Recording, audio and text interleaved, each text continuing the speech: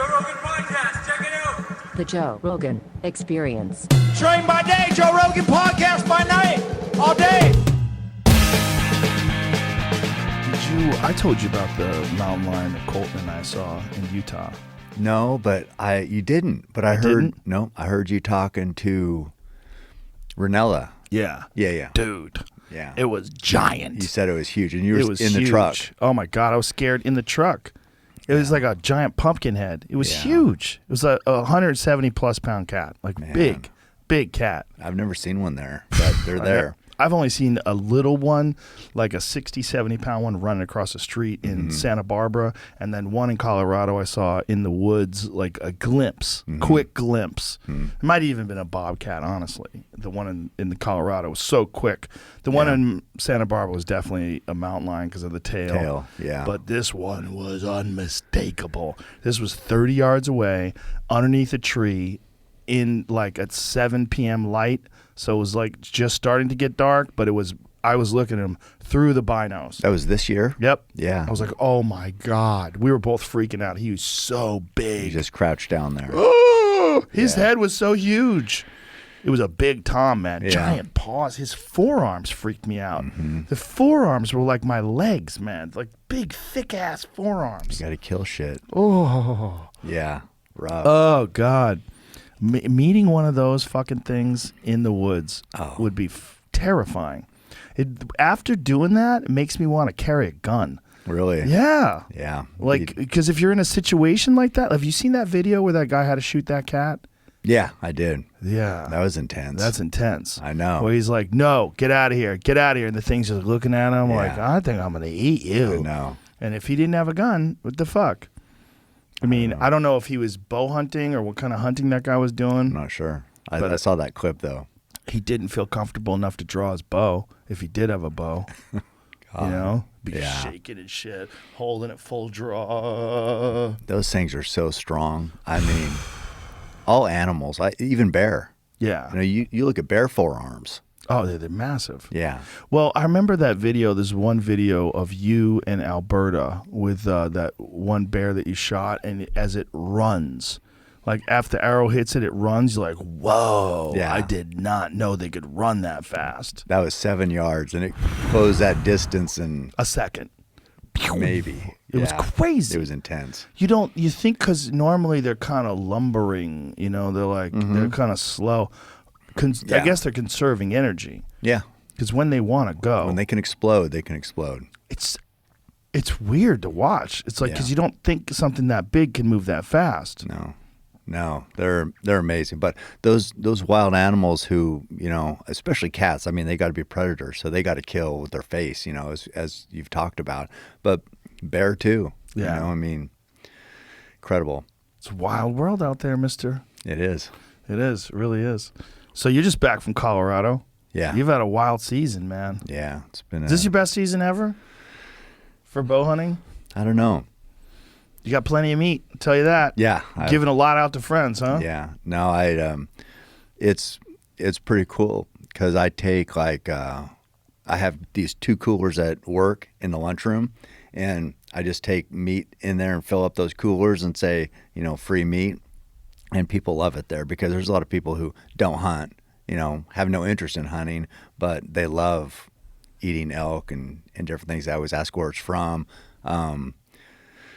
Sausage, hamburger, you know, anybody can use hamburger for tacos, spaghetti. So, yeah, it goes quick. And I love giving it out. Yeah, hamburger and spaghetti sauce, the ground elk in spaghetti sauce, amazing. Yeah. So good. Yeah. I had some salami made out of the stuff that I got in Utah for the first time. Oh. It's out there right now. We have the commercial freezers at the studio. Yeah. I haven't had any of it yet. Oh, it's so good. Yeah. Yeah, I did pepperoni sticks. Yeah, pepperoni sticks off my Oregon bowl. And, oh, my God, the best pepperoni sticks. You know, normally at the gas station you'll buy pepperoni sticks, and it's just, they still taste good, and they're just shit meat, who knows, probably off the floor. But, so you put elk meat, or pepperoni made out of elk meat. Oh, God. Yeah, it's sensational. It's amazing. It's the best food in the world, man. Yep. So what's been happening with you other than hunting? You got any wild races you're about to do? No. Are you laying off those for a while? No, No? just hunting. I mean, that's all my, it's, I don't know. I think what I like, or my whole thing is, and you know this well, but I train for one reason, for bow hunting. And it's Yeah. like, I feel so lucky to have that purpose, because there's all sorts of advantages to working out and being in shape and being capable and healthy and everything else. But when you have a purpose, like I have a purpose, and other people have different purposes. But if I see people in the gym, like guys in the gym, and they're just training, and I feel not bad, or I don't really know how I feel, but because if the goal is just to be big, or it just is not the same as having a purpose. Right. You know what I mean? So I'm training for one thing. And so that right now this is my Super Bowl. You know what I mean? This is hunting season. All season, this is what it's for. So yeah, I'm just hunting right now. Yeah, for a lot of fighters, they have a hard time training after they're done competing. Right. Like a lot of them get fat. Yeah. Because they're done. And so they don't have any reason to train hard. They lost their purpose. Yeah. Yeah. But some of them just figure out a new way to fight. Like George St. Pierre is in as good a shape as he's ever been in. Yeah. Because he's essentially like a lifelong martial artist. And so his purpose is always to better himself. It's always to be better than he was before. So like when George took all those years off and then came back and fought Michael Bisping, everybody's like, is he going to be rusty? Well, it turns out he's even better than he was before, which is crazy. That's what he had said, but people always say that. I am better than I was before, but he actually was better. He actually was. Yeah, well, he looked good against Bisping. He looked amazing against Bisping. So we're headed to the fights this weekend. Oh, my God, I can't wait. What a card that is. Jamie, pull up that card, because this UFC card this weekend is bananas. There's Rose Namajunas versus Zhang Weili, the rematch, which is going to be crazy. Yeah. Because Rose head kicked her early in the first round and KO'd her in their first fight. And that lady has the weight of China on her back. Like, look at this fucking card. Like, pull up the whole card so we could see it, because it's crazy. Frankie Edgar versus Marlon Vera. That's a big fight. Yeah. Shane Burgos versus Billy Quarantillo. Yeah. Quarantillo? I wonder how do you say it. Quarantillo. I don't know. I like him, though. Yes. Tough dude. That's a great fight. And Shane Burgos is a bad motherfucker. Yeah. And Justin Gaethje versus Michael Chandler. Holy shit. Yeah. And I think that fight opens up the main card. Yeah, that's the main card first fight, which is nuts. And then That's the prelim, amazing. Alex Pereira, Cowboy Pereira versus Andreas Michaelides. Al Iaquinta versus Bobby Green. That's a crazy fight. Chris Curtis versus Philip Hawes. Edmund Shabazian. I don't know this dude. Listen to that name. Try say that. Help me out. You try. Me? Yeah, say that one. I have no idea. I can't do that. I haven't done my research yet. I'll do my research tonight. Yeah, I don't know. How you say it, Jamie? I go Nasordine. Nasordine yeah. Imavov. And then Ian Gary, Jordan Williams. Is that the end? Is that all the prelims? Or is there early prelims? Early prelim. Jean Vellante. Scroll all the way up. Chris Barnett. Dustin Jacoby. He's a bad motherfucker. He was in the UFC for a while, and then he went over to Glory. And he had quite a few kickboxing fights. I don't know these guys. They're good. If you're going to be on this Madison Square Garden card, it's a wild card. Yeah. They always stack that. They stack three big cards every year. One of them is this Madison Square Garden fight. Another one is always the July card, like the one that's around July 4th. The fight, what do they call that? The fans week or whatever? Yeah, the Fan Expo. The UFC Fan Expo. And then depending upon when they have the card in December, sometimes they have a big New Year's card as well. So my picks are Chandler. Rose, over Gaethje. Interesting. Yeah. Rose. It's a good fight. Colby. Well, you're friends with Colby. Yeah. Who was the other one on the main card? Let's see it again. Well, the first one is Chandler versus Gagey, and then you got Frankie Edgar versus Marlon Chito Vera. Right. So I'm going to go Chandler, Billy, Marlon, Rose, Colby. That main event is a tough fight. It is a tough fight to call. Yeah. Because Usman has looked even better. Since beating Colby, you got to realize he beat Jorge Masvidal twice and Gilbert Burns. Street Judas? Yeah, twice. He beat him once by decision and then fucking flatlined him in his last fight. Yeah, but Colby would say he's got 20 losses. Street Judas? Yeah. Well, are you speaking for Colby? And then Colby just ran right through Tyron Woodley. That was a big fight for him. Yeah. So that's I think he's the hardest challenge for Usman because he's got the longest gas tank. His gas tank is crazy. Colby has excellent wrestling and his striking volume is insane. Like both of these guys, one of the things they both have is they never fade. Both of these guys never fade. I was impressed with Usman the last time against Colby. I've been impressed with him every fucking fight of his career. But He's a monster. I figured Colby would put the pressure on and he'd get more gassed, but No, man, he doesn't. He's right there. He's got amazing endurance. His mind is bulletproof. That dude has serious knee problems, and you never hear a thing about it. Like he can't run. His knees are destroyed. He actually had. They do this particular type. He talked about it on the podcast. There's a particular type of procedure they do where they fracture The microblade. Yeah. Or micro fracture. Yeah. They do it in the cartilage to try to make the cartilage regrow, and it didn't work. It had the opposite effect. It fucked his knees up worse. I saw him come.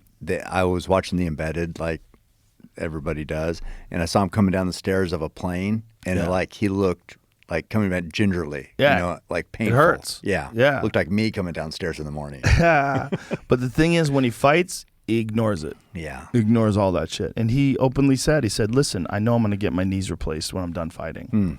He goes, so for now, I just go hard. I think he's like, I saw him talking about fighting Canelo. That's interesting. That's kind of, That was today. I get that he would want to do that for the money. But if an MMA fighter wants to fight Canelo, really they should say, come over to MMA, bitch. Yeah. You know, that's what they should straight say. boxing against Canelo, it's tough. Yeah. Well, Canelo's fighting at the same night. You know? Yeah. He's fighting Caleb Plant, which is one of the more interesting fights that's available for Canelo, other than the Triple G rematch, the rubber match with Triple G. I think this Caleb Plant character is slick. He's a very have good a chance? boxer. He's got a chance. Yeah. I mean, for sure, Canelo's the favorite because if you look at his resume, Canelo has a much better resume in terms of like the guys he's beaten.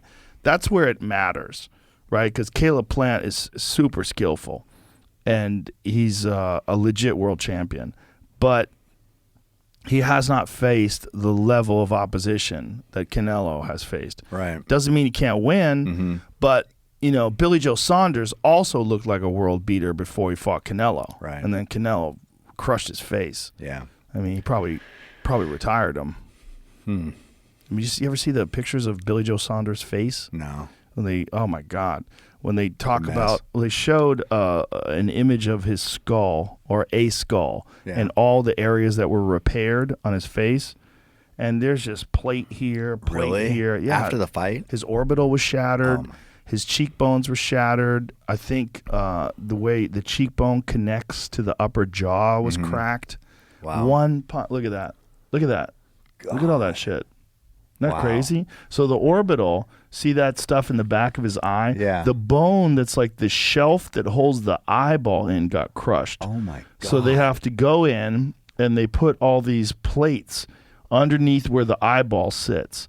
And then on the outside, on the upper left side of the eyeball, that's cracked. The lower side's cracked. And then look how the cheekbone's cracked all the way down to the upper jaw. And then the upper jaw on where the hinge is cracked. I mean, his whole face got fucking caved in. God, and that's with those big boxing gloves. Crazy. I mean, how amazing is that? That's power. It was also perfect timing. Yeah. Because Canelo has ridiculous power, but his timing was perfect. He caught Billy Joe leaning down, and he uppercutted him as he was leaning down. So it's the force of the lean down along with the force of the uppercut, and his face just exploded. Did that end the fight? Yeah, that ended the fight. Yeah. They stopped it in between rounds. He knew something was severely wrong with his face. Yeah, his skull was in tatters. Yeah. God. Yeah, it's crazy fucking sport, man. And Yeah. Canelo, the thing about Canelo is so interesting to me is that Canelo's a big puncher, but he's also really skillful defensively. That's usually not the case.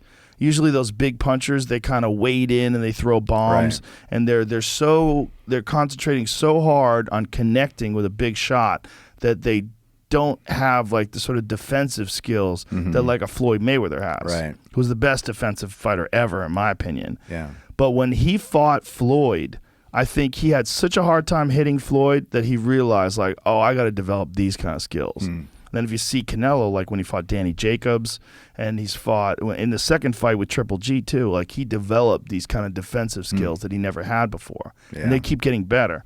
So now he's like one of the best defensive fighters in the world, and crazy also power. one of the best offensive fighters in the world. It's Yeah. amazing.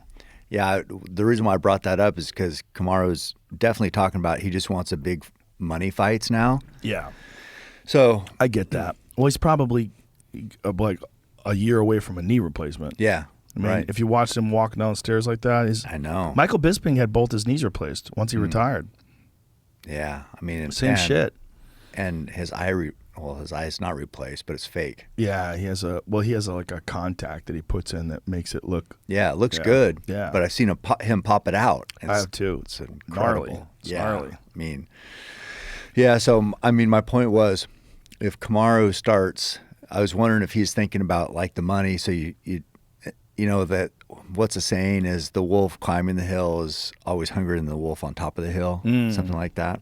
So I mean, you know, Colby's still trying to get up there. Kamaru's been up there. Do you lose that hunger a little bit? I don't think so. I don't think so. Not with that guy. Yeah. I think at the championship level, like the true champions, and I think Kamaru is like a champion of champions. I think he's in this all-time great category. Like let's imagine this fight is not taking place right now, and you're not comparing him with Colby. You just look at what he's done so far and his skill level. I think you got a real argument that he is right now the best pound-for-pound fighter in the sport. If you look at what his accomplishments are. One loss ever in his entire mixed martial arts career, has run through everyone in his division, including winning the title over a dominant Tyron Woodley, 5-round rout, just destroyed him. Has beat him pillar to post every round. And then you look at his fights with Masvidal, you look at his fight with Colby, you look at his fight with Gilbert Burns. Gilbert Burns is a dangerous man, and he put him away. And Gilbert hurt him. He hurt him in the first round. Kamaru recovered and smashed him. Knocked out Masvidal with one punch in the second fight. He's a real argument that he's the best guy in the sport. Yeah. But if you wanted to see him challenged, you would want a guy who's got killer wrestling, that's Colby, amazing gas tank, that's Colby, unstoppable mentality, that's Colby, and a guy who's been in there with him and knows what adjustments to make. Right. You know, I think, you know, when Masvidal took that first fight, he took the first fight on short notice. Yeah, and 6 days. He had some good moments in the fight, but ultimately he fell prey to Usman's conditioning, and Usman had said the reason why he was willing to fight me then was because he had a built-in excuse. Yeah, I saw that. Which is yeah. interesting, because Yeah. that would have fucked with a man's head. Yeah. You call him a journeyman, and that fucks with a guy's head. Like Yeah. the difference in the accomplishments of the two are very different. Like Masvidal obviously has that giant Ben Askren knockout, and he beat up Nate Diaz in that fight. And Yeah. Masvidal's a bad motherfucker and a very clever fighter. He's one of my favorite guys to watch fight because he's so intelligent. But Usman just demolished him in that Yeah. second fight. Demolished him. That's Yeah. what separates like very good fighters from all-time greats. And he had a full camp that time. Yeah. Masvidal did. Didn't help. No. It actually helped him less. Like he was better, but I think Usman's better than he was before. I think he continues to get better, and he's training with Trevor Whitman. Like he moved camps. You know, he used to be down in South Florida, and then he made his Henry way. Hoof. Yeah, it was originally the Black Zillions, then it was Stanford's, but he's now with Trevor Whitman, who's a real striking genius. You know, Trevor Whitman is a brilliant guy. Yeah.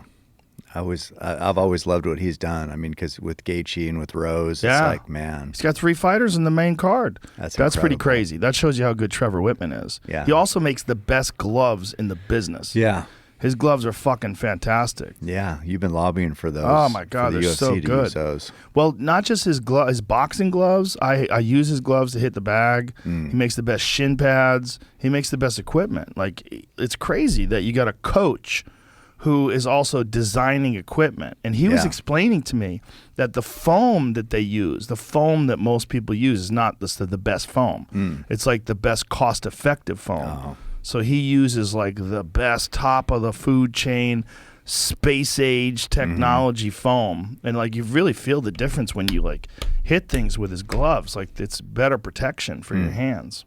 No. Yeah, I know. I've watched some stuff on him, and I'm a fan. He's definitely. a wizard. I'm He's a a fun fan. guy too, and Yeah. they have he has a good relationship, a good rapport with his students. You know, which is so important because he's Yeah. he's a good guy to get along with. You know, he's a fun guy, and so like watching him coach these people and seeing like 3 top flight fighters on It's the incredible. same card. It's incredible. I'm pretty intrigued too with the coaching changes for Usman and Colby. They both changed camps. Yeah. So what happened with Colby? You're friends with Colby. What led him to switch camps? Because he was with ATT forever. It seemed like, I mean, I don't know. It seemed like there's a bunch of drama down there, you know, because I think Poirier's down there, and I don't know. It seemed like he said that, or for what I'm seeing on interviews, you know, there was drama going into train, and he just wanted to get away from that. Didn't want and- to deal with it. Yeah, and that's a big organization down there. Basically, it's a lot of fighters, and so then he switched to this. I think it's MMA Masters, and you know, small gym. They give him the full attention. So Yeah. I don't know. Well, he brings the drama. He shouldn't be shocked. I mean, who the fuck causes more drama than Colby? I know. Yeah. Still, Good though, stuff. that's how he's so popular. It's both things, right? Yeah. Which is rare. Like, he has incredible skill level. He's as tough as they come. And he talks a lot of shit. Yeah. Yeah. That's good. And most people don't know that he got forced into talking shit. Like, the UFC was about to cut him. They didn't like his style. They told him. Yeah. And so then he fought Damian Maia in Brazil and then called him a bunch of filthy animals and, you know, and said a bunch Yeah. of crazy shit. Place is a And- dump.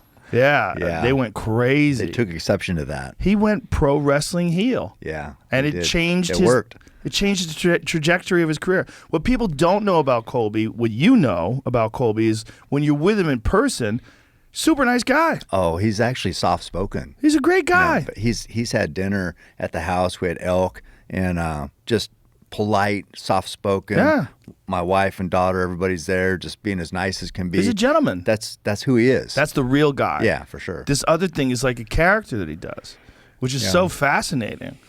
It works. I mean, I watched an interview him and DC just did just a couple days ago, and I mean, DC gave him every opportunity. He's like, "Do you ever get tired? Do you ever sit at home and say, I would, you know, could give it a rest and just be?" And he's just like, "No." He's like, "I'm always." He's something like he's always on. And he's like, you know, DC said, "Do you respect Usman? You know, I'm like as a fighter." He's like, "No."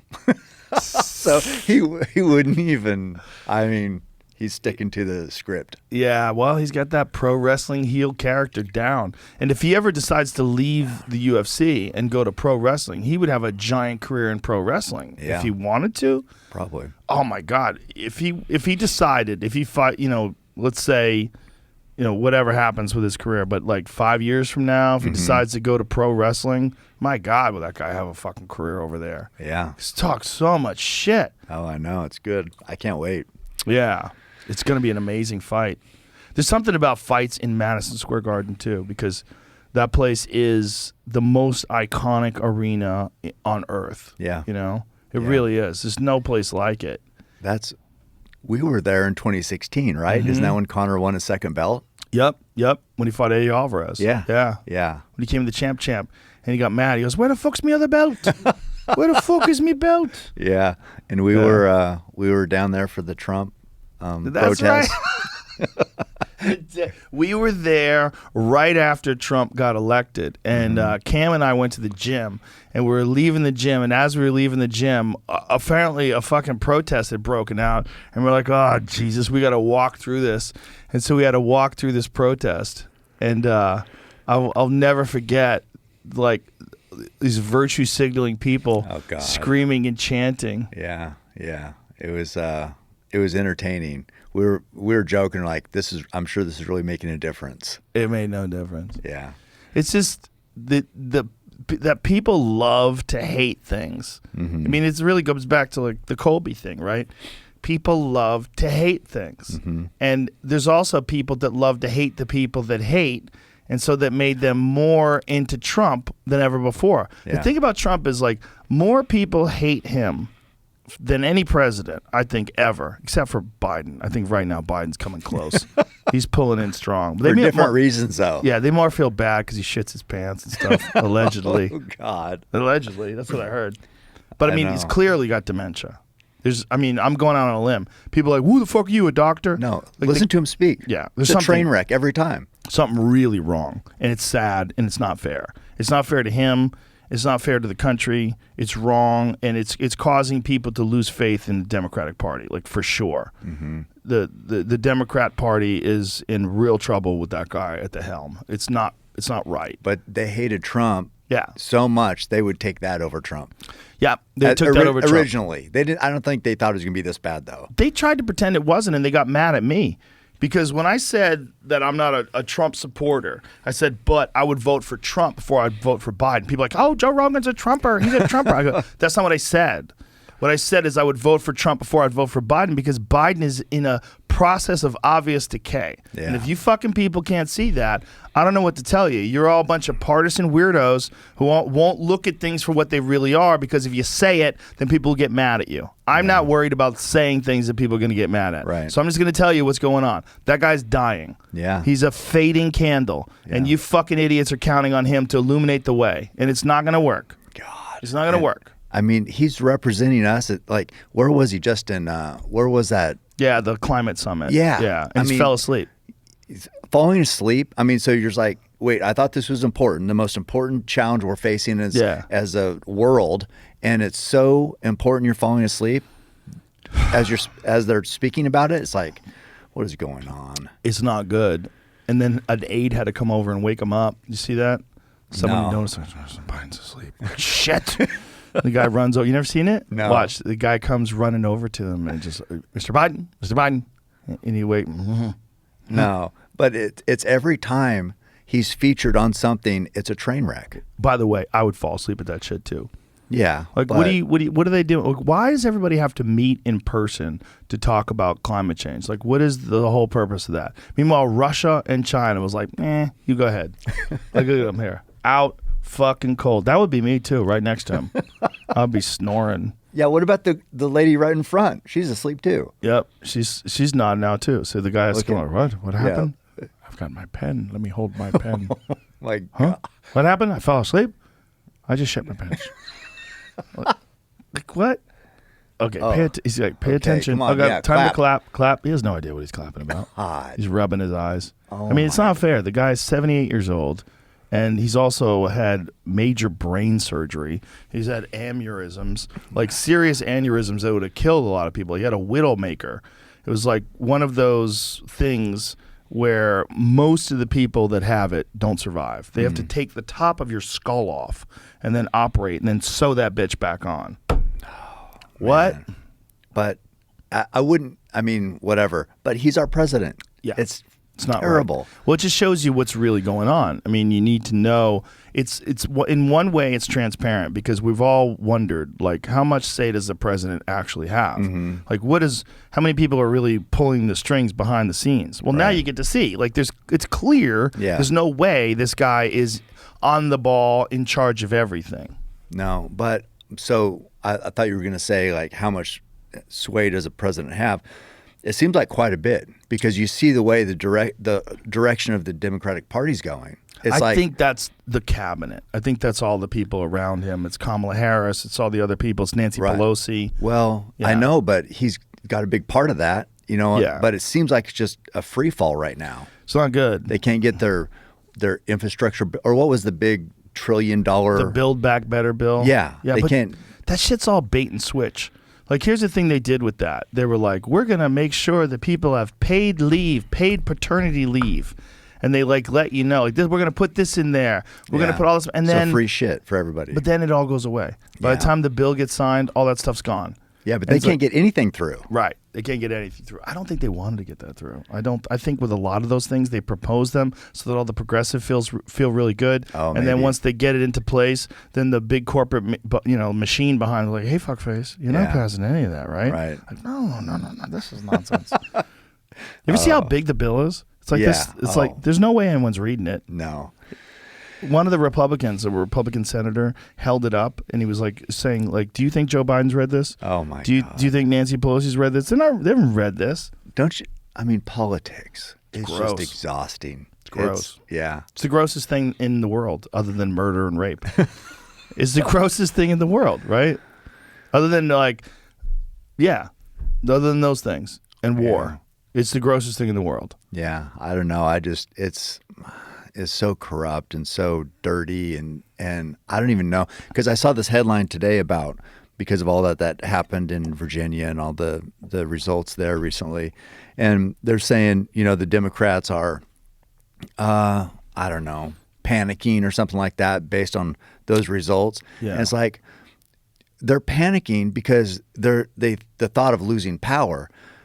And to me that seemed, I mean, do we care about the country? Right, exactly. We're not thinking about Or do that. we just care about power? Right, we're thinking about parties winning. Yeah, we're not thinking about the country. So it's like, why is that bad? If it's good for the country, it seems like, okay, well, hey, we can get better. We can do this. We can do that. You know, we lost for this reason. We need to step up here. It's like, no, that's not it. They're panicking because they're going to lose power. And I was thinking to myself, God, what a mess. It's a mess. It's a mess, and there's a giant division in this country where people feel like the country's lost if their side doesn't win. Mm-hmm. And if their side wins, then they feel like they've got to hold on to this to fight off those other people on the other side, because those people are bad. Yeah. Here's what freaked me out, and it didn't seem to bother a lot of people. The Biden administration blocked the release of the JFK papers. Yeah. JFK was shot in 1963. How weird is that? They're like, nope, people are still alive. Yeah. Some people that would be fucked are still alive. That tells me the government killed Kennedy. There's some shady shit going on. That's what that tells me. Yeah. That doesn't tell me that the mafia killed Kennedy or the Russians killed Kennedy or the Cubans killed Kennedy. That tells me the government probably had that motherfucker They're hiding whacked. something. Yeah. They're hiding something. 100%. Yeah. It's 1963. That shit happened 4 years before I was born. It's 58 fucking years ago. Yeah, and still got to still hide it. Not yet. Not yet. God. Not yet. Hold it. Yeah. Wait another 25 years. Unbelievable. It's crazy that they could even justify that someone could keep historical information that's relevant to our understanding of how the country really functioned in 1963. Mm-hmm. They keep that from us because it must be relevant to how the country still functions today. Yeah. It must have some bearing. a president being killed. Yeah. And we can't know all there is to know about it. Right. What do you know, you fucks? Yeah. I want to know that more than I want to know about UFOs. I want to know, what did you bitches do? Yeah. What the fuck did you do, Alan Spector? I don't even know who that is. Arlen Spector. Yeah. He was Both one of of the them. people that were Fuck on both of them. Fuck both of them. He was one of the guys that was on the Warren Commission report. I think it was his idea for the, I believe, see if this is right. I think he's the guy who came up with the idea for the single bullet theory, which is the dumbest fucking theory. Like, you're a guy who's shot a lot of rifles. Mm-hmm. When bullets hit bones, they get fucked up. Oh, yeah. That bullet was pristine. And they found it in the gurney. Oh, look, magic. On Connolly, governor of Texas, Connolly's gurney, they found this magic bullet that they think did all the damage to Kennedy and to him. Went through two people, broke bones. And it was not mushroomed out or anything? No, not even a Really? little. You never seen it? I haven't. Oh, you're in for a treat. Generally credited to him is what it says. What's So, that? Yeah, generally credit to him is what this says. I was trying to find out Arlen who- Specter? Yeah, Arlen Specter is the guy. He was a creep during the Bush administration. I remember like listening to him talk on TV, and then when I found out that he was a part of the Warren Commission that actually came up with the single bullet theory, I was like, oh, so look at that bullet. That's it. Wow. Exactly. Like as a hunter, Yeah. as a guy who's shot bullets, when you look at that, you're like, there is no fucking way. And I've had arguments with people say, actually, that's not a good photo. If you look at it from another angle, you could see that it has some distortion. I'm like, shut the fuck up. Every bullet I've ever seen that's been in an animal is mushroom. Destroyed. That's how they perform. They mushroom out. And there's a fine line between basically coming apart to where the damage would be dissipated, and then mushroom perfect. None of them look like this though. Zero. Yeah. There's other photos of it where it shows that it's slightly distorted. Yeah, that's not even Right, but there's a good. Okay. Somebody actually tried to say that to me. No. You see to look at it from this angle. I'm like, It's bitch, still nothing. You don't know anything about guns. You need to Still shut nothing. your fucking mouth because that's something that was shot into a swimming pool. That's what happened there. Yeah. See, that's what Okay, a bullet that- looks like. Well, look at that. they're even Was more one of the mushroom than bullets? that. So that must be one of the bullets, but that's possible. Yeah. That's possible. But yeah, like modern bullet. But another thing we have to think of is maybe modern technology. Yeah, the it's bullets that we better. have is better than the bullets they had back then. Yeah. But either way, there's no fucking way. Here goes. Every bullet shows signs of damage, exerting force, breaking bones, damage to the initial shooting, except the magic bullet. Yeah, there's no Yeah. fucking way. And they had to come up. Here's the thing about this is the thing about the theory. Like, Yeah. by the way, I have lost months of my life studying the JFK Researching? assassination. Yeah. I really have. I've spent so much time reading books on the JFK assassination. But one of the reasons why they had to come up with this theory that this one bullet did so much damage is they had to account for 3 gunshots. And once they found out that a bullet had hit an underpass and it had chipped the curbstone and ricocheted up and hit this guy. So the guy had to be treated at the hospital for a ricochet from the gunshot. So they knew that that was one bullet that did not hit Kennedy. It hit the curbstone. two, So yeah. there's 2. Yeah. And so one bullet blows a hole through Kennedy's head. Yeah. And so they had to come up with another bullet that went through his back. It went into Connolly, through his wrist, and I believe it wound up in his thigh. Yeah, this is how they think the bullet went, which is just... And people say, no, you have to take into account that Kennedy was in an elevated position. Listen, bullets do wacky things when they go into animals. And I was talking to a guy once that told me in the war that they shot a guy in the head and the bullet came out of his eye going forward. Like it ricocheted off the back of his skull. Really? And he goes, bullets do wild things when they hit bones and ricochet off stuff. But they don't take turns. No. They don't take turns like that. There's a reason why the bullet would ricochet inside someone's head and then come out. Yeah. Like the initial impact is slightly slowed down. It bounces off the back of the skull and then comes out. Like it probably clipped the eyebrow or something coming in. But either way, they don't come out looking like that. No. Not after they did all that shit. And there was more damage. There's more, rather, fragments inside Connolly's body. More bullet fragments they found in Connolly's wrist that were missing from the bullet. They just should have immediately discounted that bullet and said, who gave you this bullet? Who the fuck are you? Yeah. Where did this bullet come from for real? You're under arrest. Yeah. You're under arrest because I want to know where you got this fucking bullet. And how, you're going to start talking. Why can't we see that information? Yeah. That's in there. Yeah. Well, also, the hole in Kennedy's neck in Dallas, it was called an exit wound. They called it, or an entrance wound, or an, it was a bullet hole. But then in Bethesda, Maryland, they said it was a tracheotomy hole. His fucking head was missing. Why are they doing a trach on Yeah. him? Why would they do that? Bullshit. make sense. Bullshit. Yeah. And then we didn't really know anything until they saw the Zapruder film. The Zapruder film, which came out, we talked about this yesterday, came out in 73, right? No, 75? 75. So it was 12 years after the assassination that Geraldo Rivera and Dick Gregory played the Zapruder film on television. That was the first time anybody had ever seen it outside of those folks. You know what they need to do? They need to put you in charge of the investigation. I'll be dead in a week. They listen. It's amazing to keep me alive just talking shit on this podcast. I know. I'm surprised Fauci hasn't knocked you off yet. That guy's got to worry about his own life. The NIH is going to take him out. Rand Paul was grilling him today. Grilling him Good. today. They should. But you could see him panicking and trying to say, under the definitions of what is gain of function, and Rand Paul was just grilling him. The NIH themselves has said that you're lying. And you could see finally he's nervous. Yeah. Because he's been arrogant and smug. Oh, yeah. Because he felt like he was making protected. documentaries. Yeah. Well, now he doesn't feel like that anymore. Like today was the first time he looked feeble and nervous. Good. Like while Rand Paul, because he realizes the walls are coming in. They're closing in. That so. motherfucker is probably responsible for millions of people being dead. God.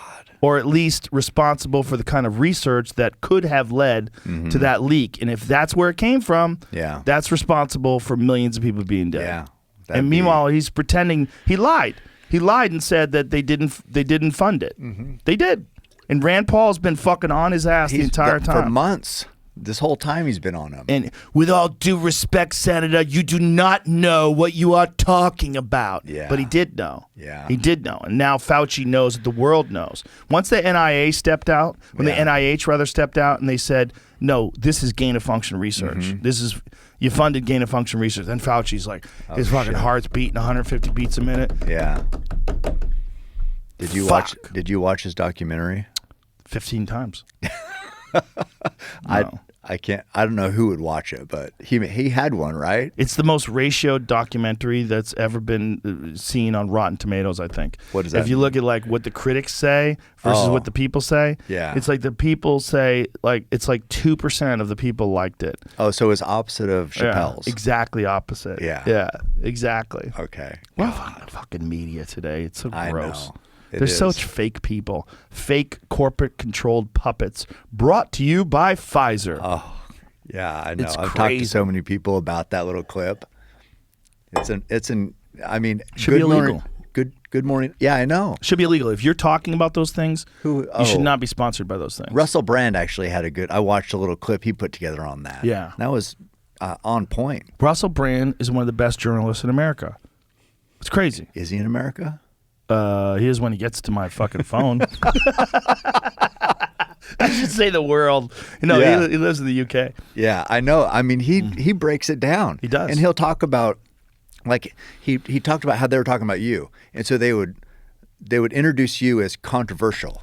You know, well, I guess I am. And he goes, how about respected or whatever. I mean, but they use the word controversial to get that to dismiss tone, me. Yeah, to get the tone started going down that path. It used to work. All their tactics that they're saying, like dismissing people, calling them a this or that, it used to work. The problem with doing that with me is millions of people listen to the show. They know me. Yeah, I can't hide. Right. If I've been doing this for so long. Right. There's so many hours of footage.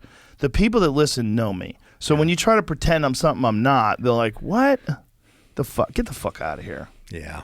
Well, we're in a weird time in this country, man, because there's so much censorship and these corporate entities that control these tech companies, right? These tech companies control a giant part of the discussion in this country.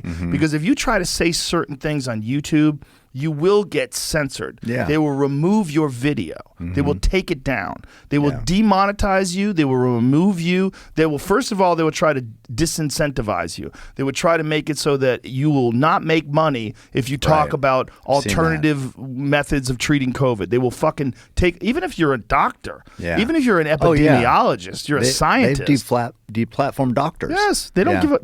They've removed Senate testimony by doctors telling telling congressmen, telling important people in government how medications work, how diseases work. They remove them. They're like, we know better. We run YouTube. Unbelievable. And it's scary. And the same thing with Facebook and these other social media platforms. There's so much power now. And then when you realize that these these people are all in cahoots. Yeah. They're all in cahoots with the Democratic Party. They all get their fucking talking points and what's legal and not legal to talk about. And then it goes to mainstream media, to CNN and all. But what they don't understand is by doing this, they're just making people understand that the hustle is real. Yeah. That the fix is in. Yeah. That it is all a goddamn con game. Well, when they see that now and they say, ABC News brought to you by Pfizer, now people are going, wait a second. Exactly. This is why you'll never hear a negative word about the vaccine on ABC News, because they'd be like, what the hell are you doing? They're paying our bills. Right. They're paying you. And you could say a lot of good things about the vaccine. Here's the thing about the vaccine. It's not bad, but we need to be accurate. Like, you can't not tell people about the negative response that some people have. You can't not tell people about the adverse reactions. Just say, hey, here's what you're dealing all with. Of it. You make the decision. Yeah, it should be, you should know all of it. Yeah. They should report on the deaths. They should report on all these soccer players that are having fucking heart attacks. Yeah. They should report on all these different things. Say what is going on, but also show all these people that got COVID and they were vaccinated and they survived and they're okay and maybe they wouldn't have. Show all these people that are older. Show all these people with compromised immune systems. Just show your hand. Show everything. Show your hand, and then then people make the decision. Don't force people into taking this shit. That's where, Biden is still pushing that vaccine mandate with employees or employers with over 100 people. Yeah. And now they have till January 4th. And that could be the way I quit my job. Good. Because Good. there's trying to get you to quit your job. more than 100 people where I work, and the general manager there has been pretty good about it. But it's like they say, if OSHA says this or it's a mandate, it's like, man, it's tough. Yeah, it's wild. I never thought we'd be in a position where an experimental vaccine would be something that people are forced to take if they want to keep their job or travel or so go to wrong. restaurants or go to bars. Especially when you have natural immunity. Like there are people that have survived COVID. Look at those antibodies, son. I got fat antibodies. Oh, so you've had? Oh, yeah. No, you had it. Of course, I've you had it. So I got antibodies. I have like my antibodies are better than people's antibodies if they get a vaccine. Yeah, and I can't go places. Like we're going to be in New York City tomorrow. I can't eat there. We have to go to Jersey. God. Here's the thing, Cam. When you go to Jersey, we're going to go to Jersey tomorrow for dinner. Yeah. When we go to Jersey, we're going to go to this nice steakhouse we went to last time. There's fucking no masks. Yeah. Everybody's treating it like nothing's going on. How? So And they're all fine. I'm in the airport, and it's like these flight attendants. They're just like, mask over your nose, sir. Mask over. If you have it here right below your nose, no. You're killing people if you do Dangerous. Very mask over your nose. It's like, are you kidding me? Yeah. How crazy is this? Well, and also they're cloth, these paper masks. They're nothing. They're not protecting. They're like there's all these gaps in them. Yeah. Have you ever seen when the doctor blows the vape through the masks? No. I showed it to Sanjay Gupta because he was talking about masks. He brought up the fact that I sell masks on my website. I forgot I sell them. There was like someone that works for me made these JRE masks, but that was because you have to wear masks everywhere. Like, well, that Brandon Bills, who makes my stuff, they said, "Hey, do you want to do masks?" And I'm like, "No, I'm not doing fucking masks." Good for you. I was a whore. I probably made $50 and I look like a piece of shit for it. But this doctor made this video he put it on YouTube where he those people that make those crazy vapes, like the box vapes where they take a hit and it blows crazy smoke. Oh, yeah. Well, this guy puts various masks on and blows through these masks with the vape so you can see. And he's like, by the way, all coming through, yes, probably. And the vapor, he's like, the vape molecules are far larger than the molecules for COVID. So this idea that this thing in front of your mouth is stopping COVID particles from getting into the air. I will say this. I had this mask the other day because it's like whatever for the airport, and I had it on. I could barely breathe. I'm like, what the fuck is up with this mask? So it was actually an N95 mask. Oh, good one. Yeah, so it was one that probably does something, I guess, if it's fitted right. But that compared to like the normal, like you got to have a mask, so you put this thing on. Right. I mean, those do.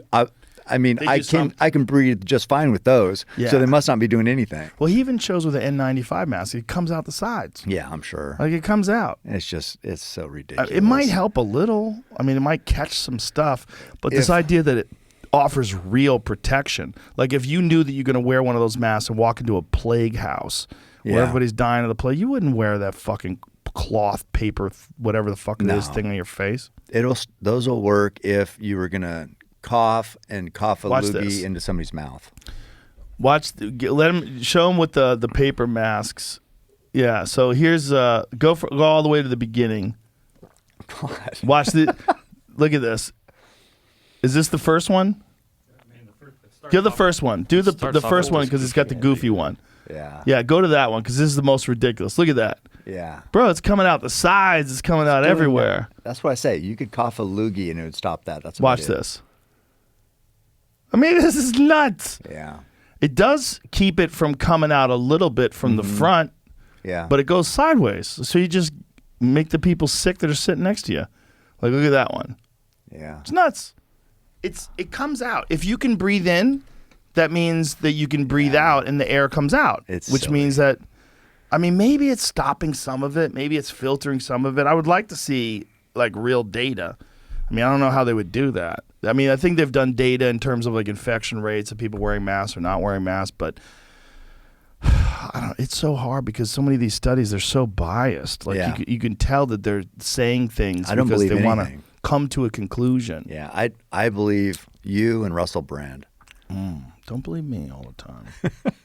I believe Russell before I believe me. Okay. And believe Brett Weinstein. Believe people that are sticking their neck out, that are risking their livelihood. Mm-hmm. You know, it's just the censorship is the scariest thing because people don't understand that by censoring people, you're just making the other side seem like they have a point. Yeah. Even if they talk nonsense, even if it's like QAnon shit, they're nutty people. Mm-hmm. You're still making it seem like they have a point. Did you know that there was a bunch of people that went to Dallas yesterday because they thought that JFK was returning and that he was going to be Trump's VP? JFK Jr. JFK Jr. Yeah. Oh, I thought it was JFK Senior. No. Oh. Remember, they think that's part of the QAnon thing. They think that JFK Jr. is some guy, and they thought he was at the Capitol Hill thing. And they in that documentary, they show the guy is. So this is how dumb these motherfuckers are. They went to Dealey Plaza. Be careful. And- You're talking about me. No, you're not. You don't believe I'm that. kidding. How dare you? They went there and they waited for JFK Jr., I guess, to appear. And they're like, any minute now. Oh He's my coming any God. minute now. So these videos, these dorks, they've been without QAnon for months now, right? It's 10 months since January 6th. Yeah. They're like, what to do? What to do? Oh, I know. Like, once they realized that QAnon stuff wasn't real, they're like, damn, what do I do? Look at these dorks. All waiting around. Dirt. Oh, no. Look, they got Yeah. lawn chairs and shit. Isn't this where they'd have the undercover FBI guys too, though? Yeah, the FBI guys are like, we need a riot. We need a riot. Oh, they have Qs. Qs that Make America Great Again hats on. Oh, God. Fucking dummies. Yeah. That's brutal. Well, this is the problem, though. Is like when you. I saw a shirt, Trump and JFK Jr. You see that? Oh, let me see that shirt. Right there. Oh, God. Oh, my God. These guys, they get together and they all share 3 brain cells. Oh. It's just so silly. That's but so on the opposite side of this is the liberals. So they have just extreme liberals. Oh, yeah. I think that the squad is about probably the polar opposite of that, isn't it? There's and the people that follow them like religiously and Yeah. cry when they see them. It's Yeah. like there's just groups of people that find a thing, whatever that thing is, whether it's QAnon or whether it's like Marxism, like whatever it is. They find a thing and then they find a bunch of other people that are willing to agree to that thing, and then they Yeah. get in an echo chamber and they fucking just yell at everybody else. Well, that's their like I said, training is bowhunting is my purpose for training. That's their purpose. It's Yeah. like that's what they've attached their whatever to their identity essentially. Yeah. And so that's just what it's all about. They're like mind viruses. Like people catch a mind virus and then they hang on to it. Like Yeah. QAnon is like a mind virus. It's weird how people could be that gullible though. You know what I mean? It is, but then you think about cults. Yeah. They get you to it- chop your but- balls off. Yeah, but it's happened forever. Since Yeah. as long as humans have been around, there's been people who I don't know. It's just isn't that strange about our species? It is. But people, like, uncertainty scares a lot of folks. Yeah. And they don't like it. Right. That's why people like stay in the same place and they don't do any adventures. They don't try anything dangerous. They just like stay in their lane and they rot away like that because they're just afraid of the risk. And so because uncertainty makes people scared, when they can find people that will assure them and reassure them and provide them with a framework and they don't have to do any thinking, they cling on to that. And then they find a bunch of other people who agree with that, and then they reinforce each other. And then they attack anybody who disagrees with that opinion because you're literally attacking their very existence. Yeah, I guess so. Bunch of bitches, weak-ass bitches. There's a lot of weak-ass bitches out there. And I'm becoming less charitable as I've gotten older. Yeah. I would have thought as I got older I would be like more compassionate to some of these people. But now I'm just like, where's the fucking wolves?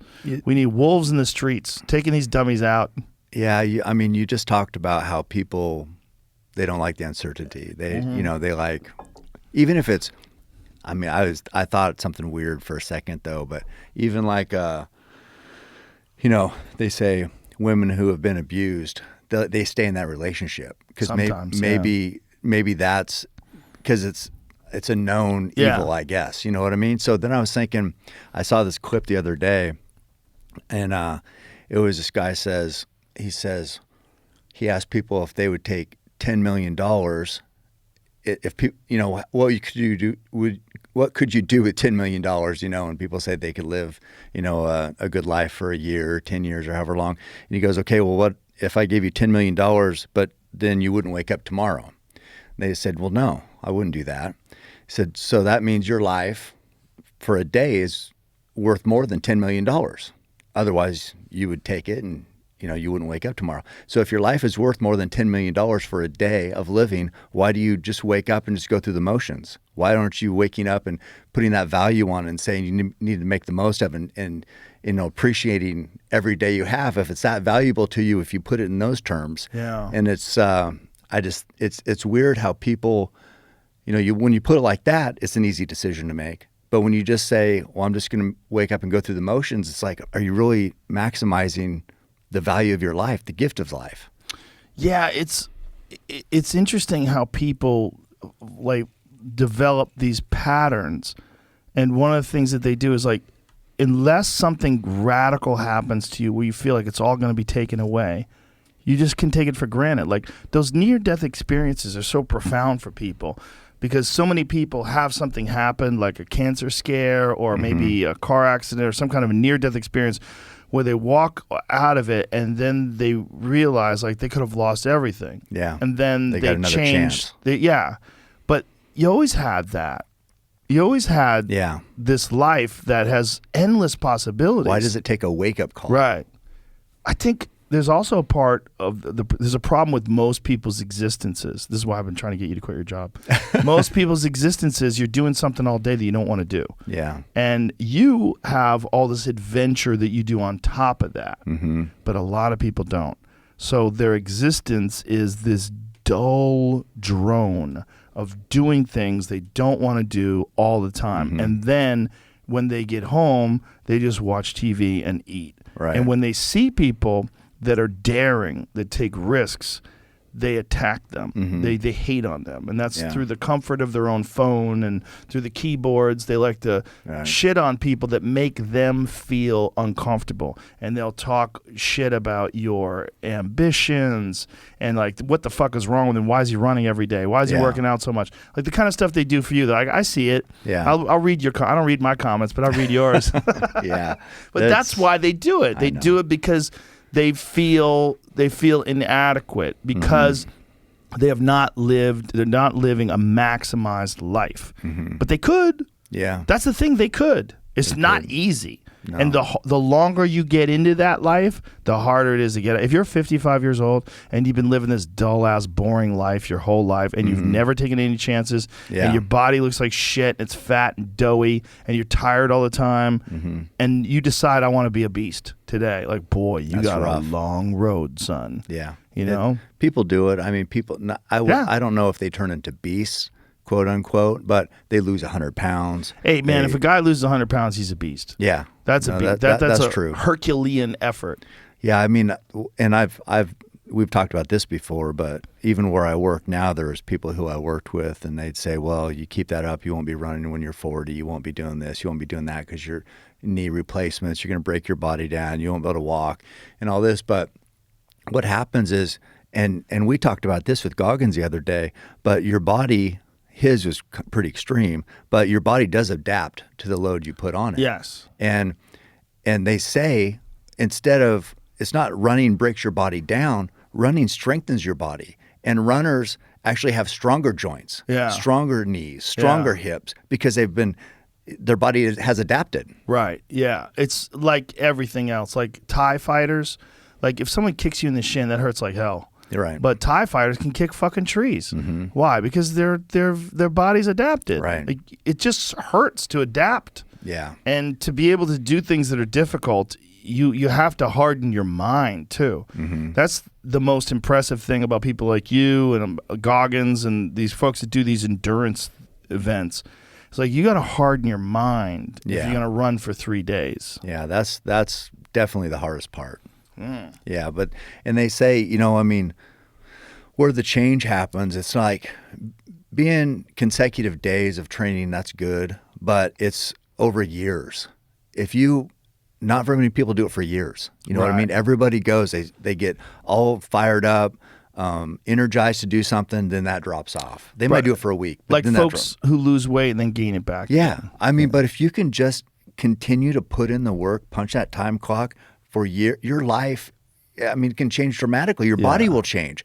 Everything will change. Your how you look at things changes, but it takes that consistent effort. The consistency is so hard because there's a lot of comfort in those old patterns. Mm-hmm. And even if the old patterns is just eating cake and watching TV, like some people just fall back to them, or drugs. Like some people, you know, they kick the pills and their life is doing good, and then they you know, get to a point where they made a lot of improvement, and then they'll slide right back into the pills again. You're like, why?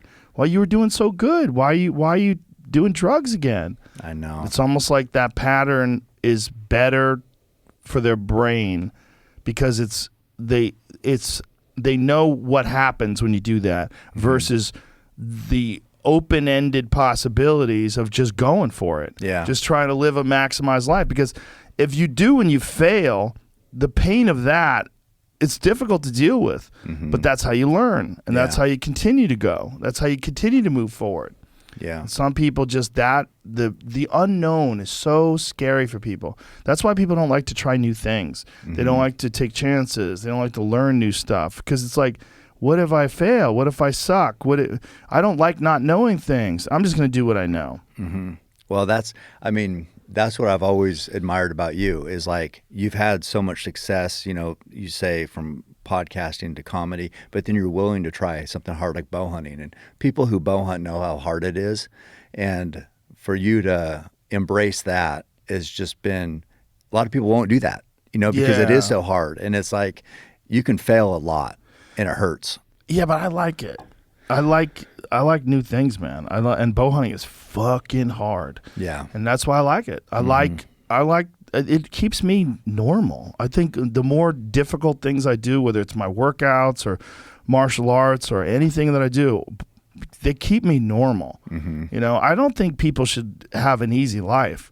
I don't believe in easy. I don't think it's good for you. Like if I just was like flying around on private jets and fucking eating catered meals and and doing nothing hard, who am I? What are you? Like, what is the purpose of life? Like, how's your brain work? Where's the challenge? Yeah. Where's the thing that keeps you alive? What? So that's. I mean, it's that hunger. Yeah. So what? People lose it. We talked about fighters retiring, and then they lose that. We said purpose, but maybe it's hunger.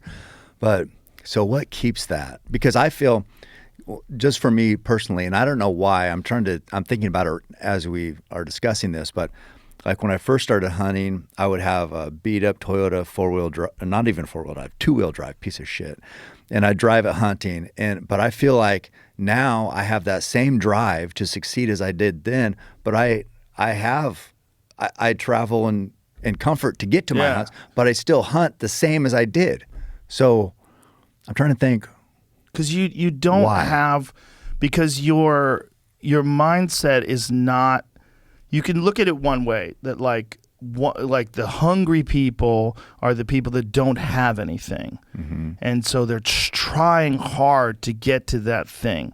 But what you're doing is you're trying as hard as you can to achieve excellence. Like your focus is on excellence.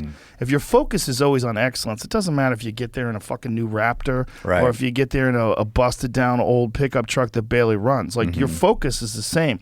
Like it's inconsequential whether or not you're struggling financially. It doesn't matter, because the struggle, the physical struggle, is always difficult. It's always the same. So your goal is so lofty. Like your goal being your best in the mountains, doing one of the most difficult things I've ever done, bow hunting. Bow hunting in the mountains is one of the most fun. I've done a lot of wild shit.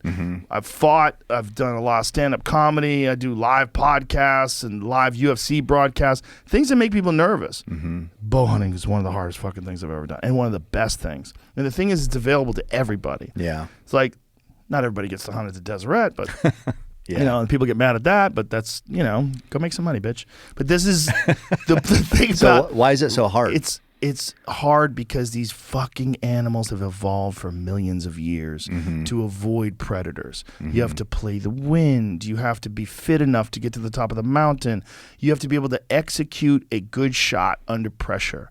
You know, and the feeling of making a good shot is beyond description. Like, it's so hard for us to explain to someone what it's like to like center that pin on the vitals, watch that arrow slam in there and know you did it, and watch that animal briefly run off and then tip over and know you gave that thing the quickest death possible. And the reason why it has the quickest death possible is because you develop your skills, you develop your accuracy and your ability to execute under pressure. And it's fucking hard to do. It's really hard to do. Yeah. And you don't get a chance to do it again. You get one shot. There's one shot. The animal's there. Right. You line up the shot, and you think about all those thousands and thousands of arrows you shot over the years. And this is it. This is the moment. You get one of these. It's like, and also, well, I don't think about all those. I mean, because it's subconscious, but I mean, you know what my goal is. My goal is to be perfect. But even after 33 years, who knows how many arrows, there's still that crunch time decision making. So I had a bull in Utah this year, came up 10 yards away. He's quartering to me a little bit. I got my 90-pound bow, as we know, and I'm thinking that distance, still I did not make the best decision, because I thought, you know what? I can just pound right through that shoulder and I'll get his chest. Didn't happen. You hit a bone dead on. Hit the shoulder dead on. It broke his shoulder, and that was debilitating to him, but it wasn't through the lungs, which is what you want for a quick death. So even my decision-making in that crunch time moment where you get one chance wasn't perfect. I screwed up. Luckily, he went out. I got another arrow into him, and I did get him killed, but still, even after all this time, all these, you know, I've killed a lot of bulls now, man, the decision-making has to be perfect. And it has to be done on the fly, in this brief moment, the window in time. Bulls coming in just screaming. Yeah. And you got to figure out what to do. Yeah. And that's what I've always said. You can master archery. I mean, people, they shoot perfect 300s, and people who don't know, I've never even done it. I don't even know anything about target, but I know that they shoot a certain amount of arrows, and you can get a 300 score. And if you hit right in the X, that's a certain amount of X's. So I think it's 60 arrows. You can get 60 X's if you're perfect. But anyway, you can master that because people have done that before. You can't master bow hunting. No. You cannot master. I don't care who you are. I don't care how long you do it. It's you and that animal, and it's an imperfect. I mean, man's imperfect, hunting's imperfect, and it's just, you'll never master it. That's why it's so important to always be at your best.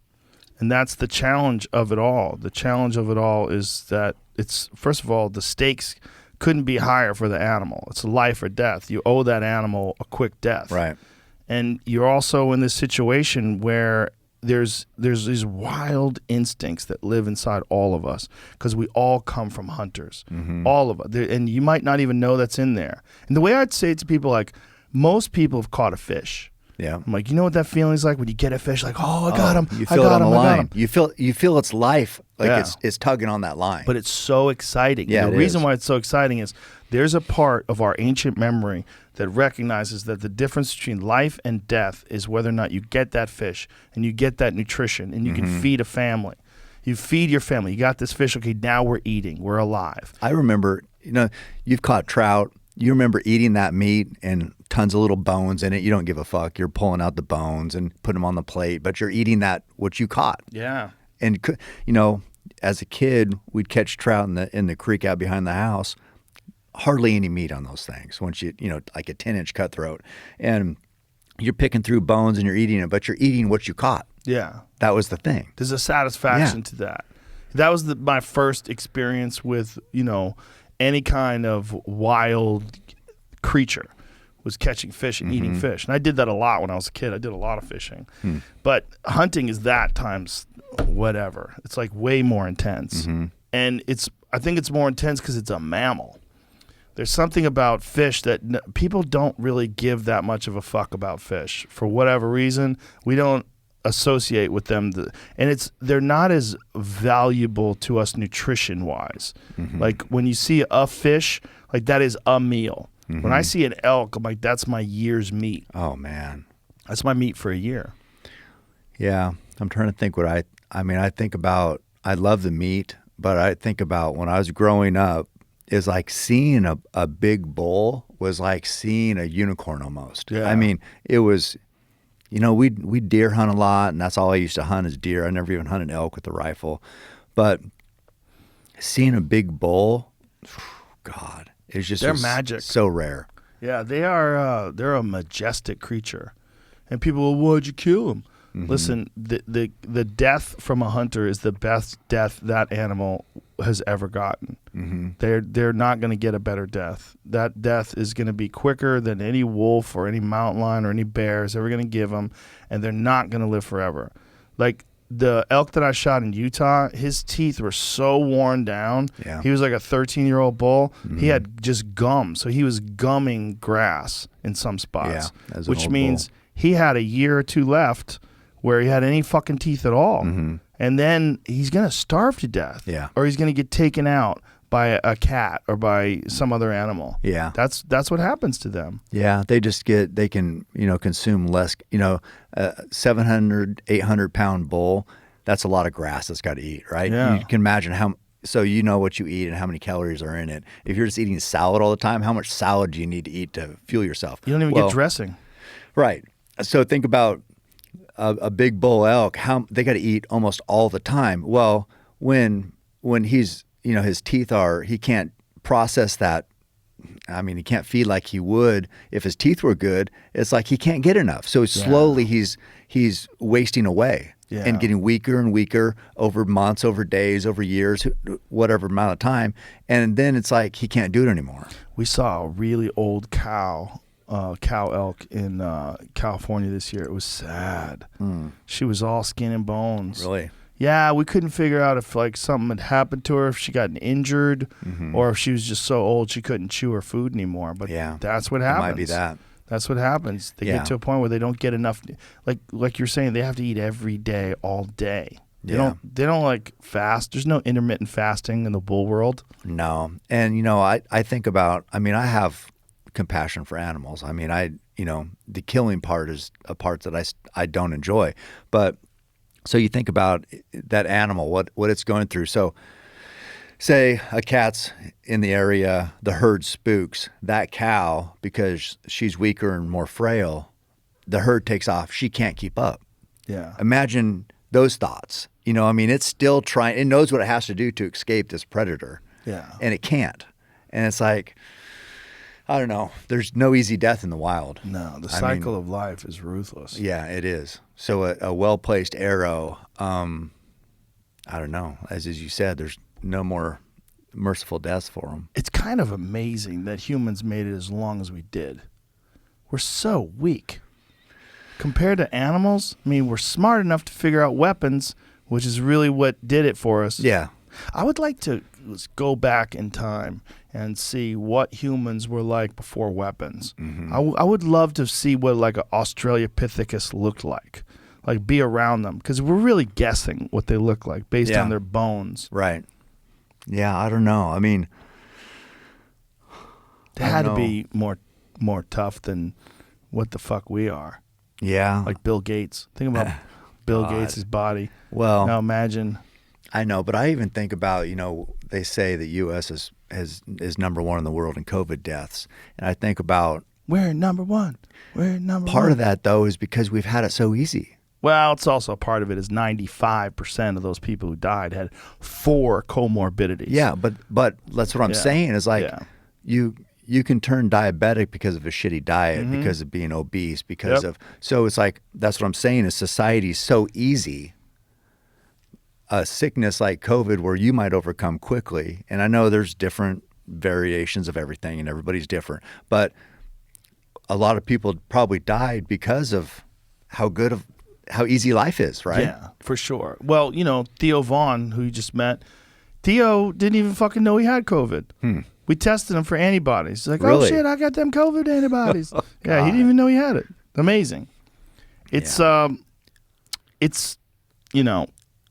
we are a country that has overall, a large percentage of us have a terrible diet.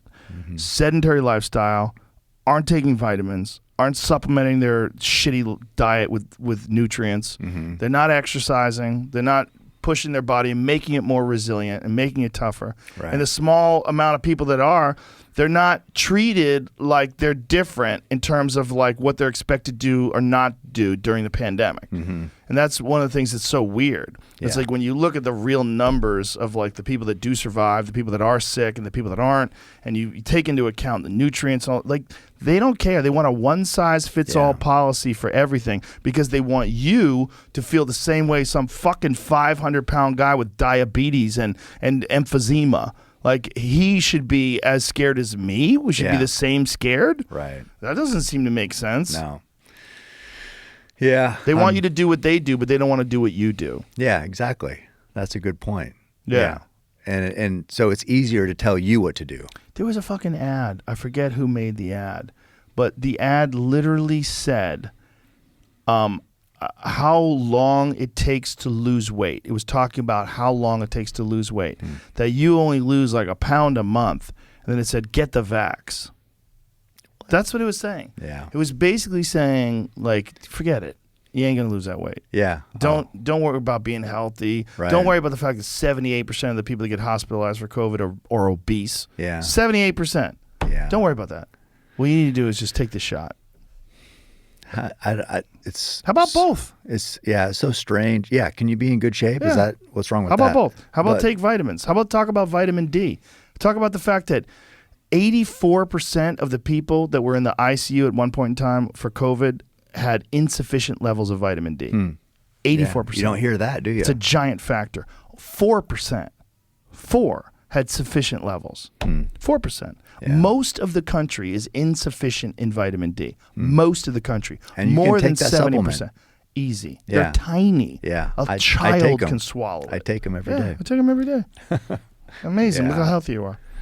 It's a funny thing that, people that are like yourself or like me that work out all the time, I'm not requiring it of anybody. I'm not telling anybody to do it.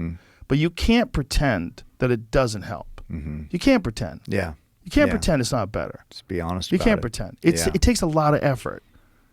But, effort is something that's free. Yeah, that's right. Y'all got effort. Yeah. Effort is They say that there's the things you can control. It's like being on time, working out, doing all these things, right? You don't even need a fucking gym.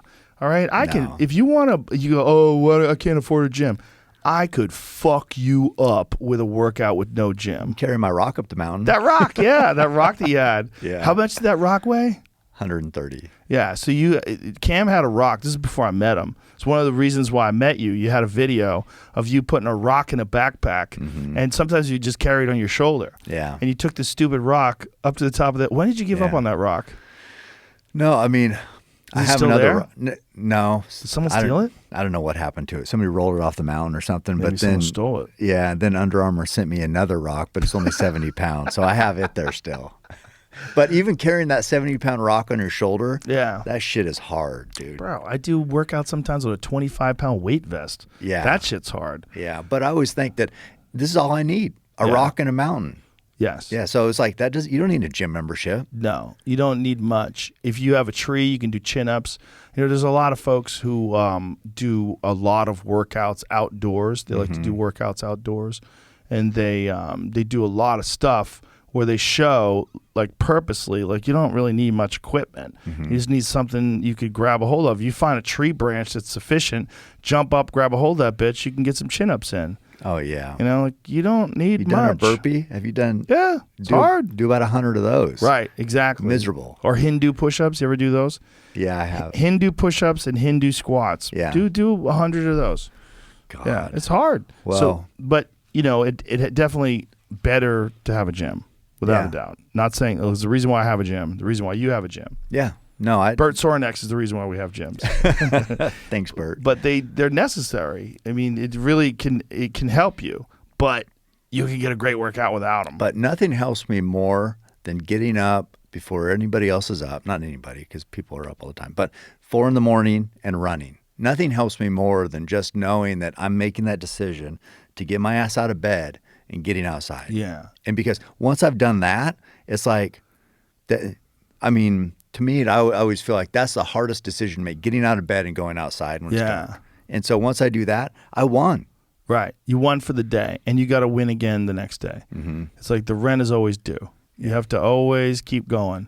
And that's what people have a hard time with. They have a hard time with consistency. It's, you know, they get enthusiastic, like, this is it, I'm going to quit cookies and no more cupcakes, and I'm going to get my shit together. And they might do it for a day. They might do it for a week.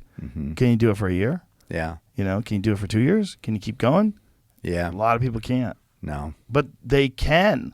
It's all mental. It literally is all mental. You can force yourself to do anything. And that's one of the reasons why I like to do new things. And when you learn something, you challenge yourself with something, you become a beginner again. That's what's important. Because when you're an expert at something, like, you can get lazy being an expert. You already, like, a lot of fighters have done that, where they get to a point where they believe they're so good, like Mike Tyson in his prime, so good it doesn't feel like he has to train anymore. Yeah, he could party. And then Buster Douglas comes along, and wrecks the party. Yeah. You know, and that's the wake up call. The wake up call is like, if you really want to be the best of the best, you have to treat every day like it's a whole new project. And there's no shortcuts, there's no slacking off, and your commitment must be 100%. And you know what's so here's a struggle that I even face, because there's so many people who will say, you should take a day off, you should get some rest, sleep is important. There's always this, like, to do less. And so then I don't know, is it them wanting me to do less so they feel better? Or do they really care about me? Or, you know, so, because that's why I love people like Goggins. Right. You know, so I focus on people like that, not the people who are telling me, hey, you need to, you know, you're wearing your body down, or you're doing this or that. Because there's always those people, and I never know what the objective is. I think they think they're right.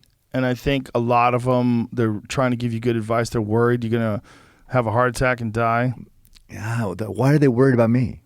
Well, because they see a guy like you that's you're putting out so much more effort than them. They don't think it's possible to sustain it. Yeah, maybe so. Yeah. But if you look at the Danaher Death Squad, like the elite jiu-jitsu squad in the world, Gordon Ryan, Gary Tonin, all those guys, those motherfuckers take 0 days off. Zero. Yeah. 365 days a year. And if you want to be on that squad, you want to be competing in the world stage and representing John Danaher, there's no vacations. Yeah. There's no days that. off. I mean, Christmas. Yeah, no Christmas. Yeah. And it's like, if they did go hard, the next day, it's not an off day. They just go a little lighter the They next just do day. technique. Yeah. But they're training still. Yeah. They're still getting better. So to me, Yeah. that you flip that switch, and it's like I don't know, mentally you're like, no, I'm still doing it, still grinding.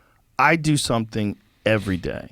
And some days it's just sauna and stretching and ice baths, but I'm stretching. I'm doing something. And so if I'm really wrecked, I can still sit in the sauna for 20 minutes. I can still stretch. So I'm improving my flexibility. I'm improving my recovery, and I'm putting in the effort. Like, it's not easy to do that sauna. It's not fun to do the ice bath. Oh my God. When I do it, I got your ice bath. Oh my God.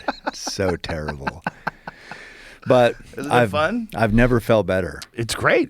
Physically, I've never felt better. Wait till you get a sauna as well. That's the combo, baby. Right now, I do the hot tub, Back and forth. ice bath. That's good. That's really good too. That's really good too. Dude, I tell you what, when the first time in it, this is what's amazing. It's like first time in it, I made it maybe 30 seconds. I mean, it was...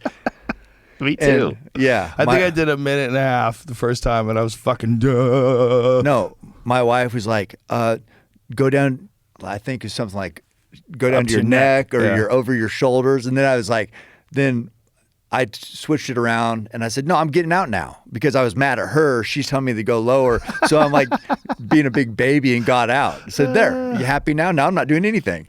And so, but 30 seconds, and it was just up to about like, I don't know, waist. It's so miserable. Now I can stay in. It's not fun, but I do 5 minutes a day.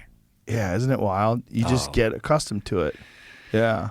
It's but it's never quite like, you go sit in the hot tub and you're like, oh, I'm going to go sit in the hot tub. That's fun. It's fun all the time. It's nice. fun. Every second is fun, or like relaxing, not fun, but relaxing. And then the ice bath, none of it's relaxing. It's just miserable. But my God, my body.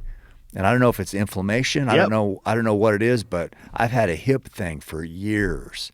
And when I'd go do those big runs or whatever, it was always about what is my hip going to do. Hip feels great. Isn't that wild? Yeah. Yeah. I don't know why. It's anti-inflammatory properties. So these cold shock proteins. Yeah.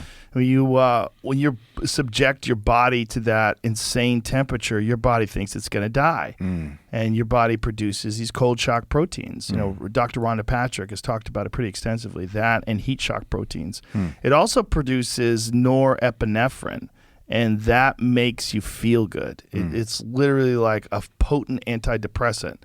And Wim Hof talks about that. He talks about how ice baths are a cure for depression, because you feel like shit, but you get in that ice bath, and when you get out of there, you feel fucking great. When you get out, you feel great. Oh, yeah. Not when you're in there. No. I was going to say, I must be doing something wrong. Well, I took Rhonda the first time she experienced that. I took her to Cryo Healthcare in Woodland Hills, back where my old studio was. Yeah. And she would get into that cryotherapy thing with me. And then when she got out, I filmed her coming out for the first time. Because, you remember those things? You open the door and all the fucking smoke comes out. It's like frozen air. minus 200 or something. 250. Yeah. Minus 250.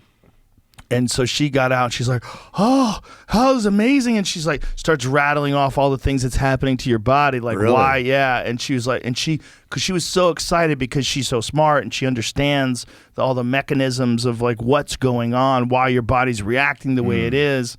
It was really interesting to see. But she was talking about the norepinephrine. That gives you and she's like, wow, I feel amazing.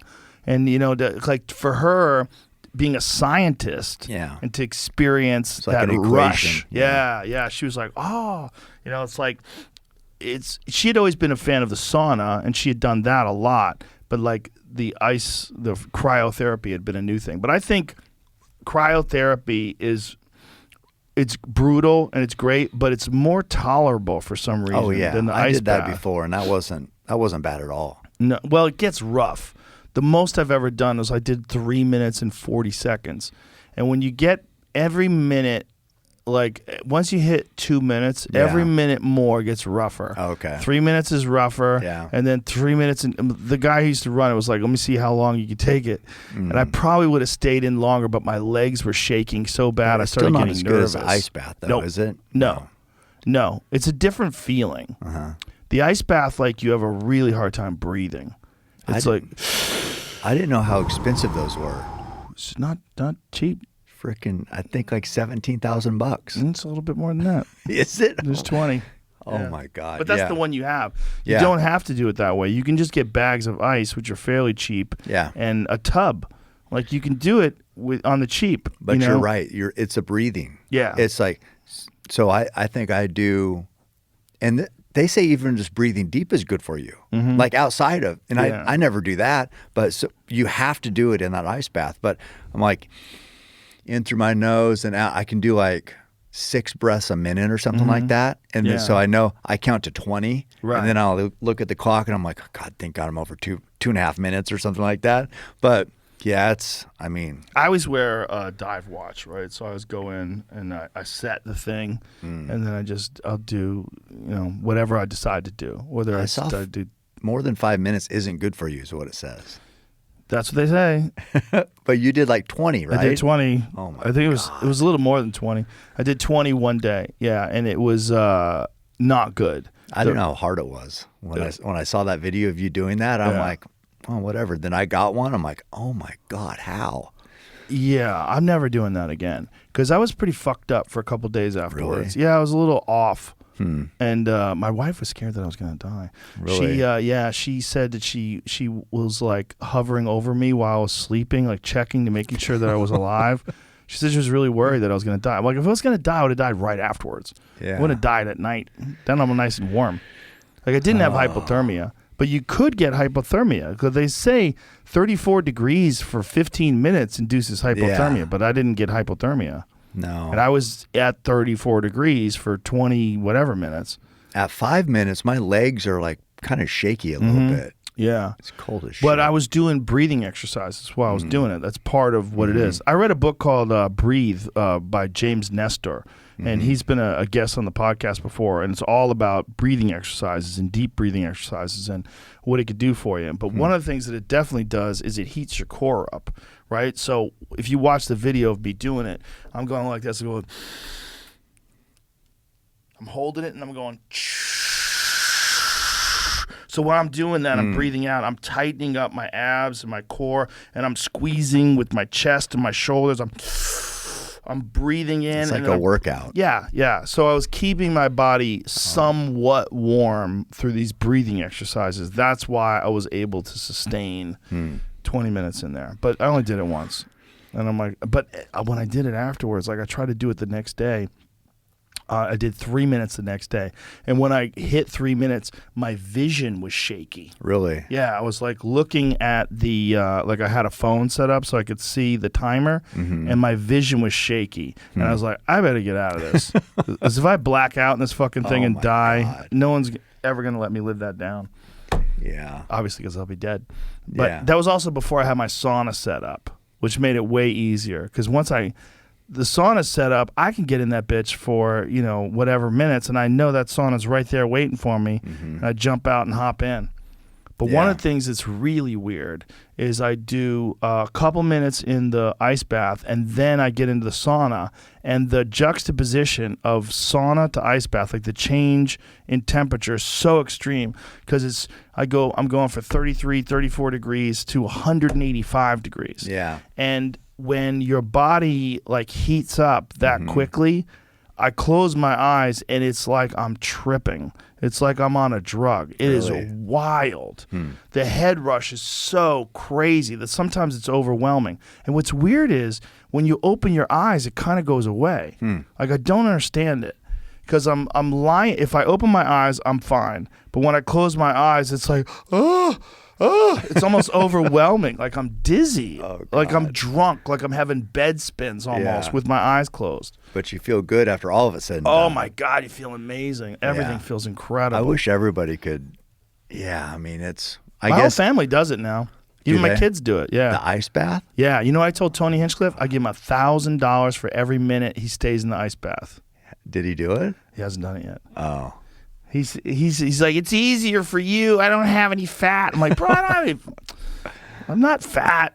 yeah. What the fuck are you saying, bro? I'm not fat. He's like, I'm nothing. I'm skin and bones. Yeah. But I think he could do it.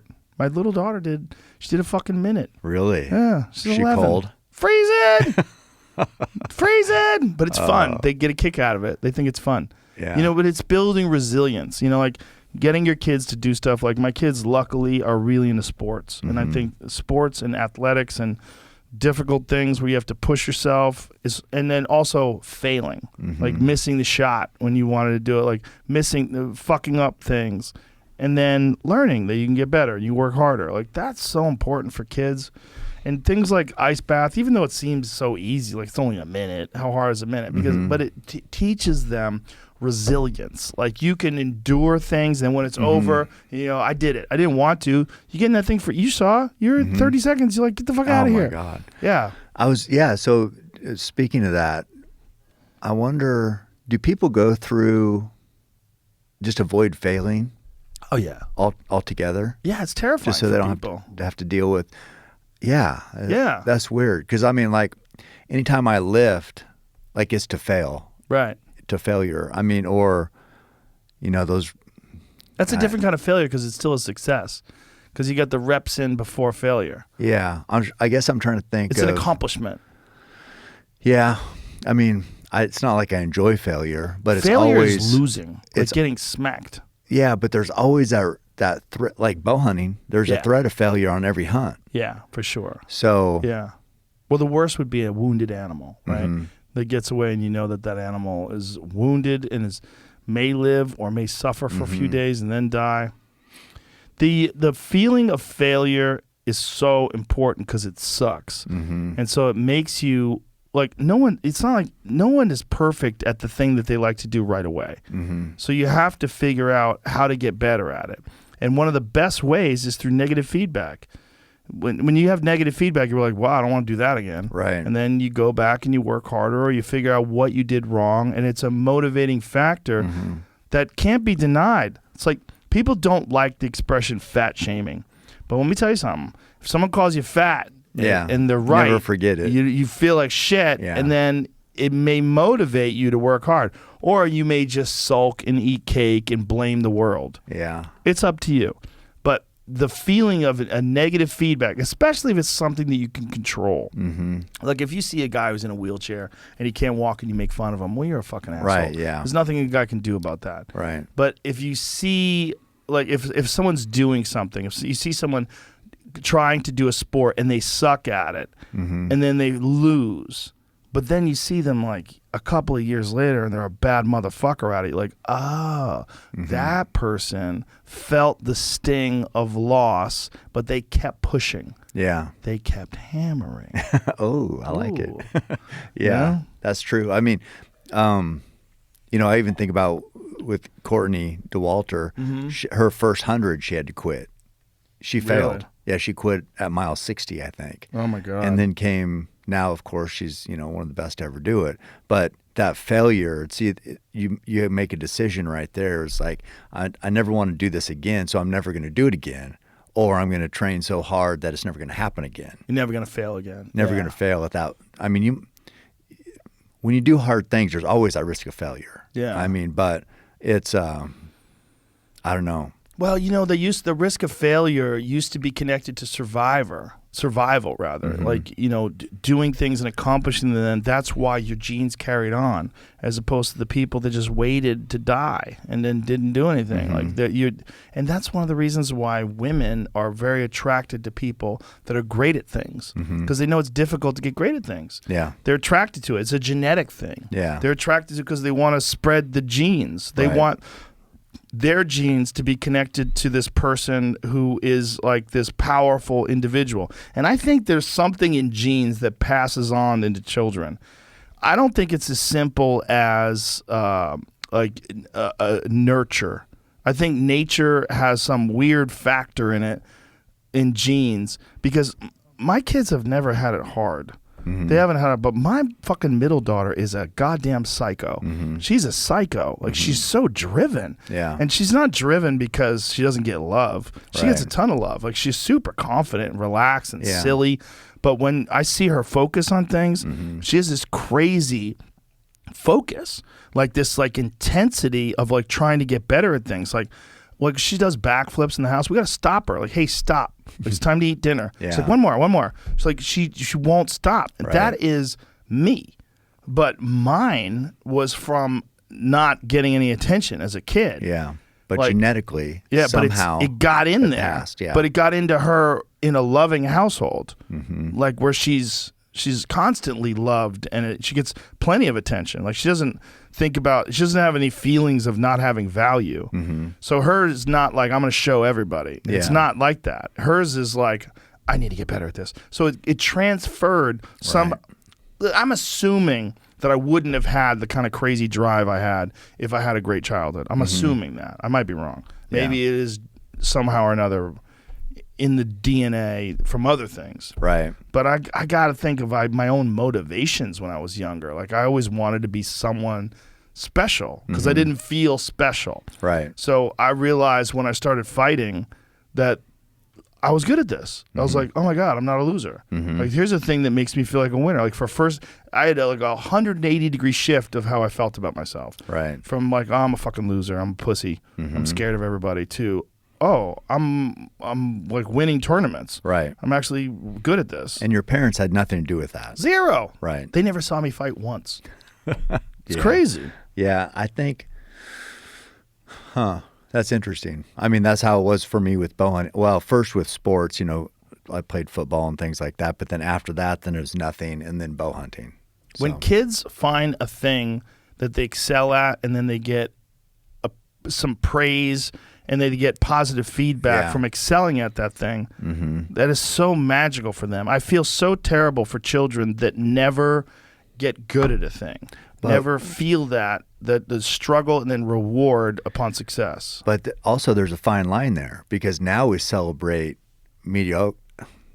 being mediocre. Right. I was going to say another word. Right. Don't wanna say it. That's a problem. Right. It's a problem we have now. We have participation trophies. Right. So it's like there's that fine line because they're getting positive affirmation, but it's not warranted. It's not warranted. Yeah, that's Do they know bad. the difference? I think some of them don't. That's why they're so angry. Yeah. And that's why also they lash out at successful people. There's a lot of that where they don't think that that's important, or they don't have that attribute. They don't have even the possibility of it, so they get angry at it. It's this is a very confusing time for a lot of people, and the reality of the lessons of life are that they're hard won. They're hard won and they're difficult. Like if someone wants to be you, if someone could like get into your body and have like you wake up, okay, you have the mind that you had when you're fucking Harry McGillicuddy, whatever the fuck your name is, but you get to live as Cam Haines for a day. And you have a schedule in front of you. This is what you got to do. You got to get up. Like today, you got to run 16 miles in the morning, and then you run 10 during lunch, and then you're gonna shoot your bow, and then you're gonna lift. Yeah, they wouldn't like that. Every day. Yeah. This is every day, and you're working all day. You don't even get to sleep. You have to work 8 hours a day. What? Yeah. They would do one day, and they'd be like, "What the fuck are you talking about? Yeah. Well, he's sleeping 4 hours a night. Yeah, What the fuck is this? Then you got to do it the next day too. Yeah, this is nonsense. For years, decades. Good luck, bitch. Yeah. Like, but there's one of you, right? Like, there's one bow hunter who has 1 million followers on Instagram. It's you. And how did you get that way? You got that way because what you're doing is truly exceptional. It's undeniable. It's undeniably unique. That's not in most people's gas tank. It's not. Most people don't have the ability to push themselves to truly have a maximized life. And they're there for us too. The people who fail, they're there for us. The people who, the haters, the crabs in the bucket that are pulling people down that are successful, they're there for us. They're all lessons for us. Yeah. The people who come up short, they're lessons for us. The people who make excuses and who hate on other people and talk shit about people behind their back and then aren't to their face, they're there for us. They're lessons. Yeah. That feeling that you get when you're around someone who comes up like who puts in less effort than they should, who makes excuses, and you feel that, when you feel someone, maybe they lie about something, about the way it went, like, not good feeling, not a good feeling. But then the feeling when you see someone who's like done something truly remarkable and unique, like, wow, it's a good feeling. Yeah. That's a lesson. There's lessons in this. Some people don't want that lesson because with that lesson, there's a fucking course you have to take. Right. Like, here's how you get to where this person got. Like, you see that person that you admire, see these amazing accomplishments. Okay, here's your assignment. This is what they did. The biggest thing for me is now I can recognize a difference. So before, I was like the people you're talking about, the crabs in the bucket. I was one of the crabs, right? Most people are. So yeah, I was talking shit. I was minimizing what other people did and saying, well, I could do that too if I had this or that. But so when you can switch and now you realize you can see it all, that's the biggest thing. Yeah. Because like, oh my God, I was that, but I can be this. Once you get to be this, then you can see it. Yeah. It's and now I'm just attracted to like the Goggins and like people who are successful, who are paving a way and are making an actual difference and never pulling people down. I'm like, no, that's what I want to be. And it's just, but I couldn't see it. It's I don't weird. think anybody sees it until you've reached a level of success where you're comfortable in your own skin, and then, I mean, even for brief moments, look, I'm my own worst critic. Even though I've had a lot of success in life, like, I don't rest on it at all. I can't. I got to keep going. Like, I know what it's like to fail. I fucking hate that feeling. So I'm always trying to improve. And that's one of the beautiful things to me about learning a new thing, like learning bow hunting, is that I've had this unique opportunity to start at something from scratch, which I think is very valuable. Yeah. And most people don't do that. They don't start at something from scratch because they don't have the time or they don't have the opportunity. Like, especially a really difficult thing, like learning a martial art. Like, I admire people that are like 40 years old, they're a white belt, like, wow, look at you, you're in there going after it. Good luck. All right. And same thing. I see people who they call it adult onset hunting, like trying to learn hunting at, in your 40s, like what you did. Yeah. It's like, oh my God. Yeah, it's so hard. It's hard. But it's also so valuable, dude. I mean, the feeling that you get, the nutrition that you get, I mean, I got a fucking freezer full of amazing meat. And I cook that shit almost every day. Almost every day I'm cooking something, and I eat it all the time. Yeah. I make a pile of it and then I eat it like all throughout the day. Like I eat it in the morning when I get up. I just put hot sauce on a plate and dip cold elk in there. That's like so good. Most of my meals are meat. That's all mine. I eat like 80% meat. Yeah. I mean, I see people and they talk about how, I kill more than I could eat. And man, I don't know. I know you eat a lot of it, and you also give away a lot of it. Well, I mean, my boys eat, Tanner takes... You got two savages. Yeah, Tanner takes deer meat, elk meat up to his base up at Fort Lewis. And, I mean, we eat meat. I mean, my family goes through some meat. And then I like giving it away, and then we have people come over, and it's I give some to the guy down the street. He was a Navy SEAL, and... lost an eye in his hand, and he makes up like meatloaf out of my whitetail from Texas, and it's just like that. It's such a community staple, It's like, as I always said, and I think I've said it on here, is I see as hunters, as providers, that's what we're supposed to do. Yeah. So yeah, I'm going to kill and I'm going to help the community. I love giving meat to my friends. I love it. I love when they send me pictures, like my friends that don't hunt at all. Like my friend Tom Papa, he's always sending me pictures. We trade. He gives me baked bread. He makes fresh baked bread, and I give him elk meat. Yeah. When I moved here, I gave him one of my commercial freezers because I had him in my studio. So I gave him one of my freezers, gave him a bunch of elk in it. Yeah. I mean, it is empowering, but then also just speaking of bow hunting in general, I mean, when I first started, I think I was more confident than I should have been. I think as a young man, I mean, I remember I would like almost intentionally want to take harder shots than I needed to, because like I would see an animal. This is what I'd look about how irresponsible it was, and I'd have a lane through a tree. Instead of taking a step over to the right and be like, well, this is a better shot, I'd be like, no, I can. No problem. I can shoot through that gap all the time. And I would do it, but it's like, why? Why was I making it harder? Just because that was just being a young man and just being irresponsible. Now, stubborn. Now I'm like so paranoid that, I've had success, but you have to earn it every single time. Yeah. And if I kill one bull for say in Oregon, my first bull of the year, I'm like, well, now I'm like, at least I won't get shut out. So instead of, I don't have any confidence now. I put in the work. I hope it's enough, but there's no guarantees in bow hunting. I know how hard it is. So before I was overconfident, now I'm like, I got to earn it every time. That's an accurate assessment. You have a better map of the landscape. That's what that is. You know, Yeah. when you're young. More data. Yeah, when you're young, you're just a fucking dummy. Yeah. I was young. I was so cocky. I thought I could do anything. Right. And so that's how I was, even in bow hunting. And now I'm just like, God. And now I just train so much harder than I ever did. When you're young, you also don't have a lot of experiences with consequences. Yeah. You don't have a lot of like negative consequences. So you kind of, you think things are always going to be great. Yeah, that's true. That's testosterone too.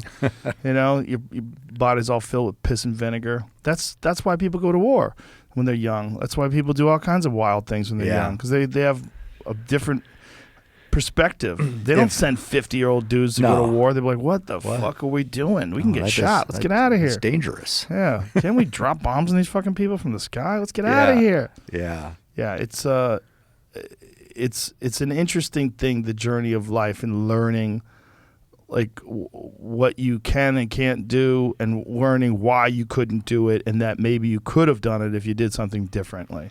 I think it's important too, like, so where we are now, when you get older, I think we've talked about taking risks and we talked about doing hard things, but those things humble you. Yeah. You know, I know fighting can humble you greatly. I haven't done it like what you have, but bow hunting can humble you. The big endurance races can humble you. So I think that being humbled, man, that makes a big impact on somebody. It doesn't, but also success motivates you too. It's like not just the humbling, but the actual success, you know?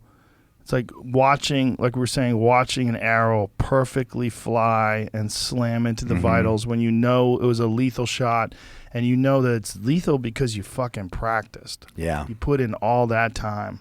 That time. No, I know. It's that sheep hunt. I mean, I've only had 2 of them, and 2 sheep tags in my life, and 33. Well, I've been. People need to know, like, wild sheep, very difficult to get a tag for. Oh, yeah. Bighorn sheep. It's basically, in Oregon, it's once in a lifetime. So my home state, and I've never drawn, so I put in for, decades, never drawn. And once I do draw, that's it. You get one tag a life. Whether you kill or not, that's it. Yeah. So if you're not going to, and basically all the states, it's very low odds of drawing a tag. All Western states, every place that has sheep. So the first time I went with Roy up to Alaska, I paid, and he was the guide, and I did a Dall sheep hunt. That was my first one. And then this one, same thing. Either you draw or you pay. So those are my 2 tags. But anyway, point is like where something like not once in a lifetime, but close to it, and it comes down to an arrow flying through the air and killing it. You got to practice for that moment. You got to practice for that moment. Yeah. That's the thing. And when it does find its mark, it's reinforcing all that effort and reinforcing all that focus and concentration and letting you know you were on the right path. You did the right thing. You did the right thing, and here's your reward. Now get back to work. For that one time. Yeah, and then get back to work. Yeah, the next time is not going to have anything to do with that time. Yeah, I had an aggravated shoulder, and I took a couple months off of shooting. And then I remember like the first arrow back was like 65 yards on a target, perfect bullseye. Second arrow, not perfect at all. Miss? I hit the target, but it was like I was off by like 10 inches. I was like, what the fuck is that? And then the third arrow, a little closer, I was like, oh, this is being consistent, stupid. This is why. Like, this is part of it. The first arrow was perfect. Yeah. But it's like, how perfect? I mean, how many times can you do that? You could have stopped right there. I could have stopped right there and pretended that I didn't have to work hard. Yeah. But like I've heard that people will go on elk hunts and literally not practice until they get into camp. And then they pull out their bow and they get a little Reinhardt target and they start firing a couple of arrows and I'm like, what are you talking about? You haven't been practicing? I haven't had the time. You haven't had the time when you're out here on an elk hunt? They don't really think they're going to kill, though. I mean, they're pretty much going with the odds are you're not going to kill.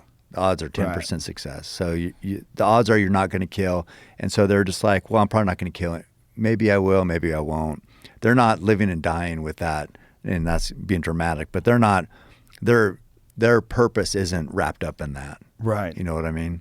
Well, a great example of how difficult bow hunting is to me has always been Lanai. Because Lanai is, on paper, the easiest place to kill an animal with a bow. 20,000 deer? 30. 30,000 deer? Yeah. 3,000 people? 3,000 people, and they're fucking everywhere. If someone said to me, okay, I'm going to go on this hunt, what are the odds of me seeing a deer? 100%. I'm not even going to, there's no ifs, ands, or buts. 100% you will see deer. Yeah. 100% you will get shots. Mm-hmm. But you're probably likely not to kill a deer. Yeah. This is what's crazy. We were there, and we had like the dream team, right?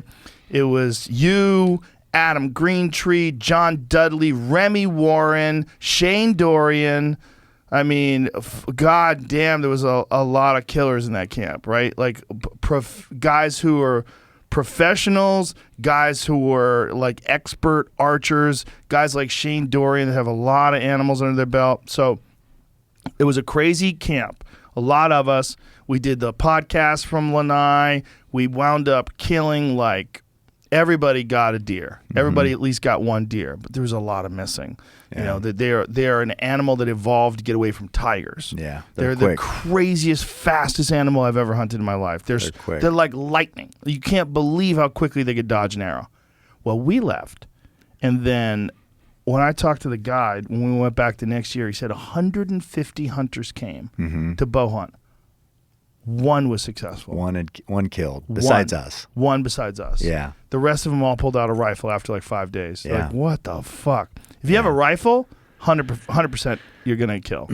Yeah. 100%. And it's the best meat in the world. Like, it's right up there with elk. A little different. I prefer elk, but not by much. Yeah, no, they're great. It's incredible. That meat's Axis is like sweet almost. Oh, it is amazing meat. Yeah. But that's how hard it is. It's hard. And this is all these goddamn animals. There's so many of them. I know. Like, it's not like hiking into the mountains like you have to do in Utah or in Colorado when you're trying to hunt elk. You got to go to elevation. You're out That's there. a whole nother aspect. You're competing with mountain lions. Yeah. What do you think is the hardest part of bow hunting? If you had to The think. the moment of execution, that's the hardest part. But also getting yourself prepared for the moment of execution requires so much commitment. You have to shoot so many times. Like, it's hard for a person who is an archer to describe to someone who's never shot a bow all of the things that you're juggling when you're at full draw. You have to have your anchor point perfect. You have to have your shoulder relaxed, your hand relaxed, but you're also holding it steady. You have to make sure that you're following through. You're not jerking the shot. You have to make sure that you're staying calm in the moment. You're not being overcome by anxiety. Yeah. You have to make sure that you've practiced so much that you have 100% confidence that when you release that arrow, it's going to go where you want it to go. And then there's no taking it back. Once the arrow's leaving, there's no taking it back. Then there's your fitness. In order to be able to hike into the mountains to get to where these things are, you can't be a fat fuck. You can't be out of shape. You can't have piss poor cardio. You cannot. Yeah. You have to go to where they are. And they're there because that's hard to get to. They're there because there's mountain lions and there's people and there's bears and there's fucking wolves. So they go high up and they're fit as fuck. They could, when you watch an elk run up the side of a hill, incredible. you're like, how the fuck am I supposed to compete with that thing? Yeah. Slow bitch ass legs I have. So becoming proficient is the first one, and then crunch time is the second one. Yeah, becoming proficient, but you can become proficient and not be able to deal with crunch time. Crunch time might be harder. It's like, I think it is. yeah, I think crunch time's harder because there's a lot of proficient people that are proficient, but they're just not good during crunch time. Yeah. There's great shooters Yeah, that screw it up. I And mean, they screwed up after like decades of hunting too. there's some of the best shooters in the world who mess up in crunch time. It's like that with everything. Yeah. It's like that with comedy. It's like that with martial arts. It's like that with, Miyamoto Musashi, the great samurai who wrote that book, The Book of Five Rings. he said, once you understand the way broadly, you can see it in all things. And when I think of bow hunting, it's an incredibly difficult pursuit. And it's like many incredibly difficult pursuits. It's like you have to have there's no shortcuts. Everything Right. has to align, including you with your mind and your spirit. Everything Right. has to be aligned. Yeah. I think that's I agree with the that. same with basically all the difficult things that I've ever done. They all have that in common, that everything has to be aligned. There's no half-assing. I don't know. I love the test of it. And so you talked about becoming proficient, becoming comfortable with all those different aspects of shooting. I mean, even when I'm shooting in my driveway, I see people chiming in about, are you going to hit your truck? I mean, my Or your truck. dog. Or my dog. My truck is, I'm shooting through a 2-foot lane. Yeah. I'm not going to be 2 feet off. But to somebody who doesn't know, maybe Right. they are. I don't know. Maybe how they practice, or maybe, but You shoot through your window sometimes. I do. Yeah, I did at 85 yards. But to me, it's like, if I'm going to shoot through the Raptor window at 85 yards, I mean, I got to believe in. Yeah. To me, that's so what I hit my truck. If I'm going to wound an animal, Right. that's, You can fix your truck. I don't care about my truck. Right. I care about that animal. So it's like, it's all part of that test, that focus. And it's, but I don't know. People have the hardest time with that. But I mean, I don't know. Maybe But it's. that's one of the reasons why that loophole full draw 4, Yeah. that rangefinder's so good. Yeah. Because when you program it right, I don't know, you haven't programmed yours, but if No. you program it right, it shows you exactly where the height of the arrow is. Yeah. So if you're looking at a target, it shows you like, Right, the oh, you trajectory. will hit that branch. Yeah. Because you don't know sometimes. 'Cause Yeah. an arrow, it Yeah. drops down over time. That rangefinder's shit. 'Cause Yeah. It shows you exactly where that line is. No, where- that's good. But also, that's a lot of detail for people because that's crunch time. yeah. So people miss a lot more than where their arrow's going to go. Have you ever seen that guy Joel Turner's website? Yeah. Shot IQ website. It's really good. It's really important because he explains what is going on during this moment of crunch time with your mind and how your mind just wants it to be over with, and Right. and you'll just Get the arrow in the way. yeah, and you'll go through it. The way he describes it is you can go through it and you don't even know what happened. Or you can go through it and have an absolute memory of every Yeah. single step that happened because you keep your mind in the present moment. And you do that through repeating a mantra and saying things to yourself while you do it.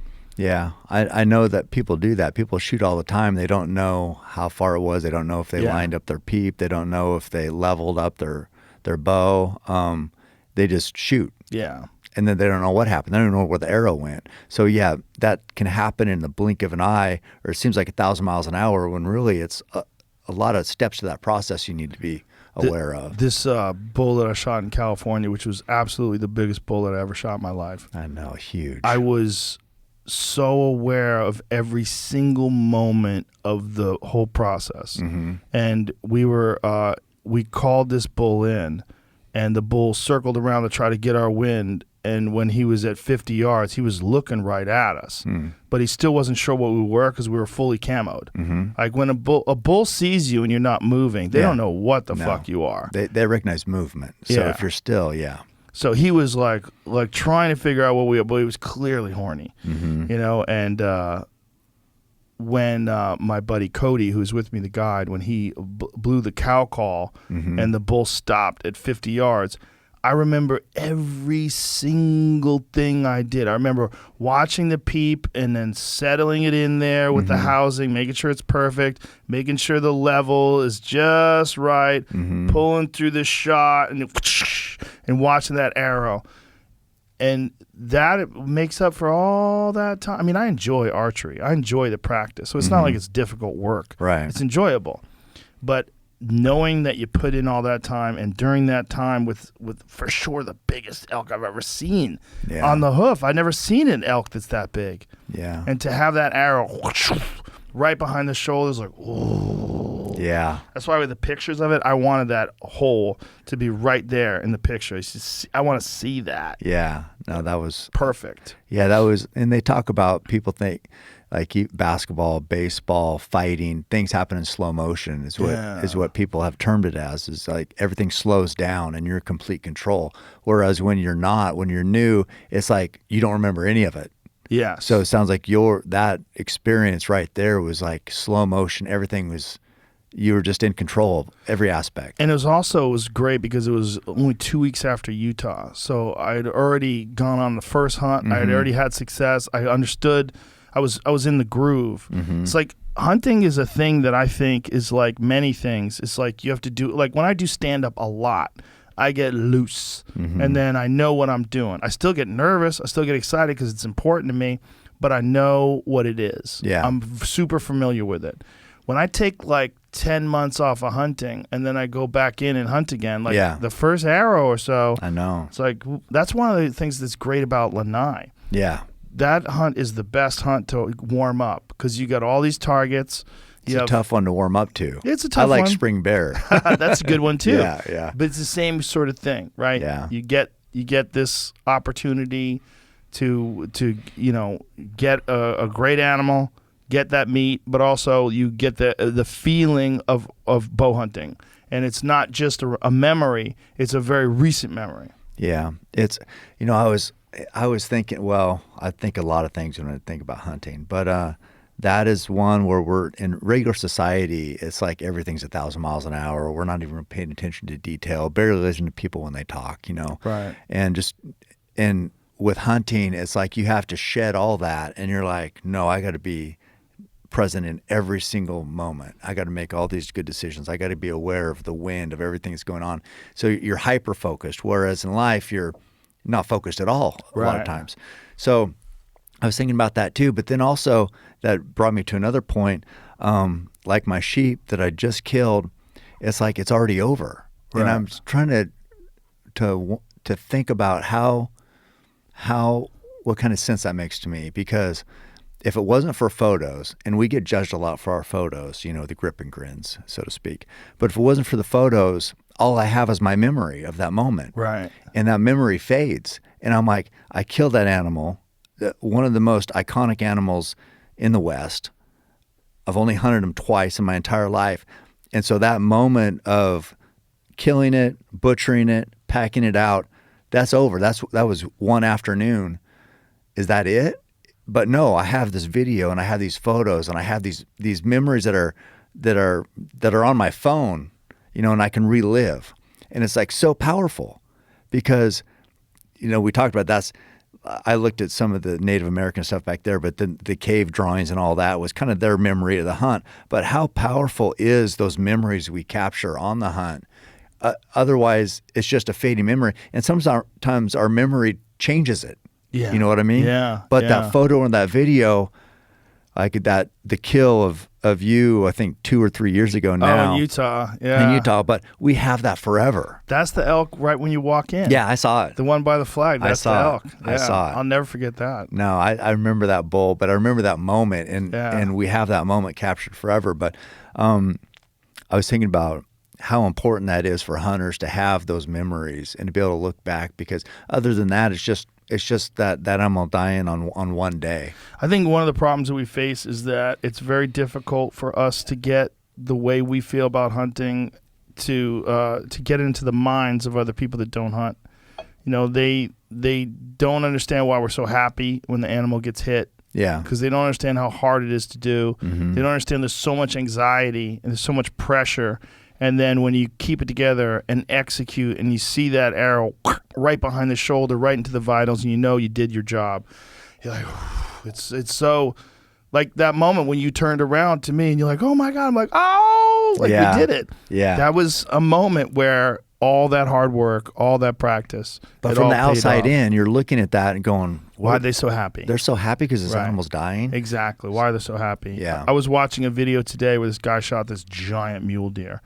And afterwards, him and his buddy were laughing and high-fiving, and he grabs this huge, like 215 plus mule deer by the antlers, and they're just giddy with excitement. I'm like, to someone who doesn't understand hunting, you would look at that and go, these guys are like vicious psychopaths that killed this animal and they're happy that it's dead. Like, that's not That's not it. You have to kind of be there to see how hard it is to do. I wish everyone could experience how hard it is to get to the place where you're in a shot to shoot. You're in a position to make a shot, to be actually competent enough with archery to execute a shot, especially a long shot, right? Yeah. A 50-yard shot, a 60-yard shot, a long shot, and then to understand what it really means, because it's not a killing thing.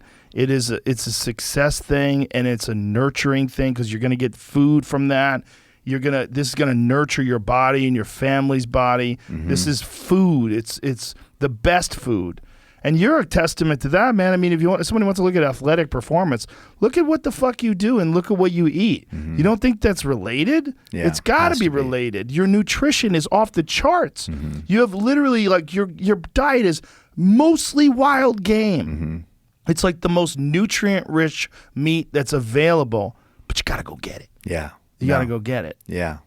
No, there's and that's empowering. Yeah. Just having that mindset, but it's the mindset too that goes along with the fuel and then the purpose. Yeah. So it's like it's that perfect storm, but yeah. And the diminishing thing, the people the want to diminish and go, yeah, well, that's not available to everybody. The whole world can't hunt. Well, guess what? Even if they could, they wouldn't. Yeah. Like, the whole world can't do most things. Right. Most people aren't going to do most things. Right. It's true. Most people are they're just, for whatever reason. I'm not saying they can't do better. I'm not saying that I wish they didn't do better. I wish they did, but they're not. If you just looked at reality, if you say, like, hunting's not available, it's not a way the world can survive with food, and we need to all go vegan because otherwise everyone's going to be factory farming. I'm not Right. telling you what to do, but I'm Right. telling you what I do. Yeah. If you want to do what I do, guess what? It's possible. Yeah. It's definitely possible. It's totally possible. Yeah. Not We're- easy. We're not maxed out on opportunity for No, hunters. not even I mean, close. I know bow hunting especially is gaining in popularity, in a large part because of you and what you've talked about and how these discussions like this, and who wouldn't be attracted to that? I mean, that's not any man, but many men want to know more about that lifestyle just from these discussions. So I get that, but we're not maximized on opportunity for sure. No, not even at all. And, my first feeling of success hunting was not bow hunting. It was rifle hunting. When Steve Ranella, I mean, first of all, how lucky am I, to have Steve Ranella introduce me to hunting and you introduced me to bow hunting. I'm very lucky. But when he took me out on that mule deer hunt in Montana and I shot that buck and we were eating that meat over the fire that night, I remember thinking right away, I'm doing this forever. Yeah. This is what I do. And even if I had just done rifle hunting, I would have been doing that forever. I would have Yeah. been doing it forever. That's what I do. Well, I think that's a good place for a lot of hunters to start. Rifle hunting is a great segue into the lifestyle. For sure. And then if you want to transition to bow hunting, that's fine You too. don't have to. It just takes much more time to Yeah. be proficient with the bow. Much more time. But rifle hunting is available to a lot more people, and especially folks here in Texas. Pig hunting is available all year round. It's great meat. It's delicious. You can bring it to if you find a good butcher shop, they'll make you some great sausage. Yeah. My God, wild boar sausage is sensational. It's so good. It's so good for you, and you're also doing a good service because they need to get rid of some of these animals. There's an infestation of these invasive animals. Wild pigs are not natural to this area. They're not rather native to this area. They're invasive. They're brought in by the Spaniards like fucking 1400, whatever the hell it was, when they brought pigs over here for the first time. And they're a great game animal. Yeah. You can shoot them all year round. People are happy if you shoot them. Yeah. They'll let you on their property They tear to up shoot a lot 'em. of crops. Yeah. Mike Judge, the guy who, from Beavis and Butthead, and he actually asked me to come kill pigs at his place. Really? Yeah. Well, if you want to go whitetail hunting with me, I'm coming down in December. Or no, wait, right after Thanksgiving. And they got some big bucks. Yeah, they do have big bucks. Yeah, Truett killed one last year. I killed two. Nice. But yeah, it's free range, South Texas. And they're delicious. Oh, so good. GK Paloma. I I want to do some nilgai hunting out here. That's another animal. That's an invasive animal that my friend Jesse Griffiths, who was the head chef at at Dai Due restaurant, which is an amazing restaurant in town that has he has a lot of wild game on the menu, and he serves nilgai on the menu, and he made like nilgai ceviche. Oh my God, it's sensational! It's raw nilgai, but it's like got citrus juice on it and onions and jalapenos, and it's fantastic. That's another interesting animal that lives out here. This when I was down here last year, there was this cook in camp. The Gathering Girl is her name on Instagram, but I didn't know who she was. We were at this little like a trailer, I think, and she brought over dinner. She had cooked. We'd been out hunting, and I took a bite. I think it was duck, and I've never even eaten duck. I'm not like a big duck eater, but anyway, I took a bite, and I was just like, "Wait a second, who are you?" I mean, it was like the best meal I have ever eaten in this hunting camp in some trailer, and she had tattoos. Kind of, I didn't know. Even Find her on Instagram. What was the Gathering Girl? The Gathering Girl, but the most amazing cook. I just couldn't believe the food we ate there. The thing about wild game cooks like Jesse Griffiths or Steve Rinella, who's an amazing cook himself, it's like wild game cooks, there's a different feeling of connection to the animals that they're cooking, because not only are these people chefs, like Jesse's an amazing chef, but he's also a hunter. And Jesse actually runs, there Right she there. is. No, Jesse. She helped me skin my deer, and yeah, she was awesome. Oh, okay. Let me see some other pictures here. Yeah, look at that. Okay, so she's mostly cooking wild game stuff No, too. she's like a 5-star chef. I didn't know this. Oh, a 5-star chef and a hunter. See, Jesse actually has courses where he takes people out for their first time hunting. And he takes people out, he takes them through the whole thing, shooting the animal, butchering it, and then cooking it. So he teaches them through this whole course that he runs, and it's to get people, more enthusiastic and get them to understand what hunting is like, and get them to appreciate what's possible with wild game cooking. Well, if she prepared it, I mean, it's the best meal you've ever had.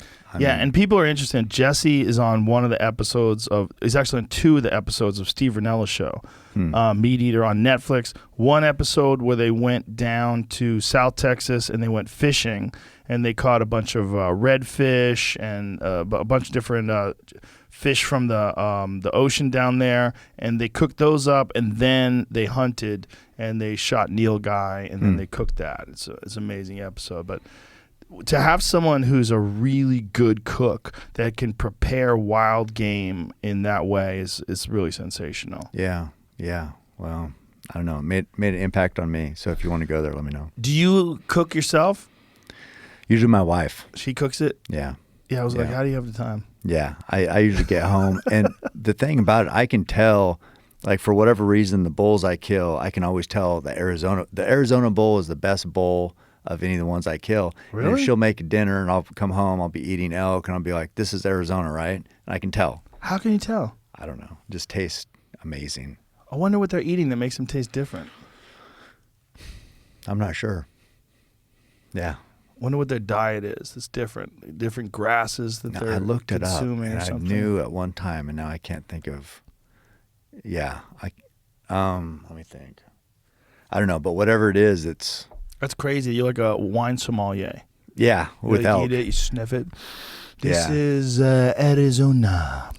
Well, I mean, the Oregon pepperoni sticks from this bowl this year were incredible, but part of that too is a processor that in Cottage Grove, those guys do amazing. Cottage Grove, Oregon, they do amazing with my elk, but the Arizona bulls, just right as they come, man, so good.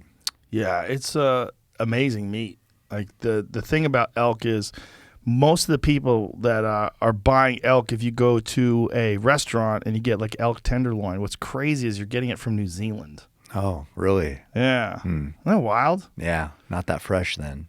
Well, maybe they freeze it fresh and then ship Yeah. it over here frozen. I mean, it's not much different than if I take a steak out of my freezer, Yeah, that's true. right? Yeah, that's Unless true. you're like, I ate a couple pieces of liver and a couple pieces of backstrap fresh before, I had to vacuum seal everything and put it in the freezer. Yeah. But like, doesn't take much difference No. between fresh and thawed out. We use like a lot of when I kill bear, we'll put that in the Instapot. And that Instapot makes meat really good. So slow cooker? Yeah. Yeah. Yeah. It says Insta, but it's really like 6 hours. No, but it's like high pressured. Right. Yeah. Yeah. Yeah. No, right. It is. It's is it 6 hours? Or Depends. Yeah. I mean, you can cook you it have one? real slow. Yeah, I've got one. Yeah, all I know is whatever comes out of it is, man. What I had it at my old house that I need to go back to California and grab it, is a sous vide. One of those, Jewel sous vides. So you ever do that? No. You seal it in a bag, and you could seal it with like a marinade and like garlic and whatever you want to cook your meat with. And then like, say if you want to, do you know the deal behind it? No. All right. Say if you want to cook like a deer steak to 130 degrees, which is be like kind of like a medium rare.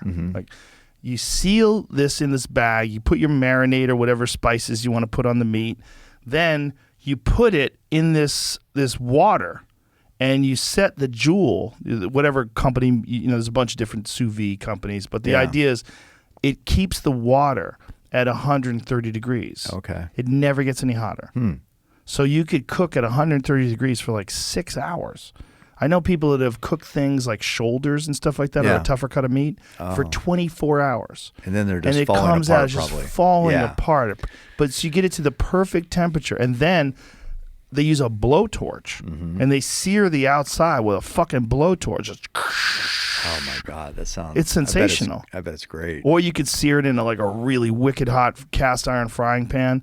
You sear the outside, then you let it rest for about 10 minutes and slice it in.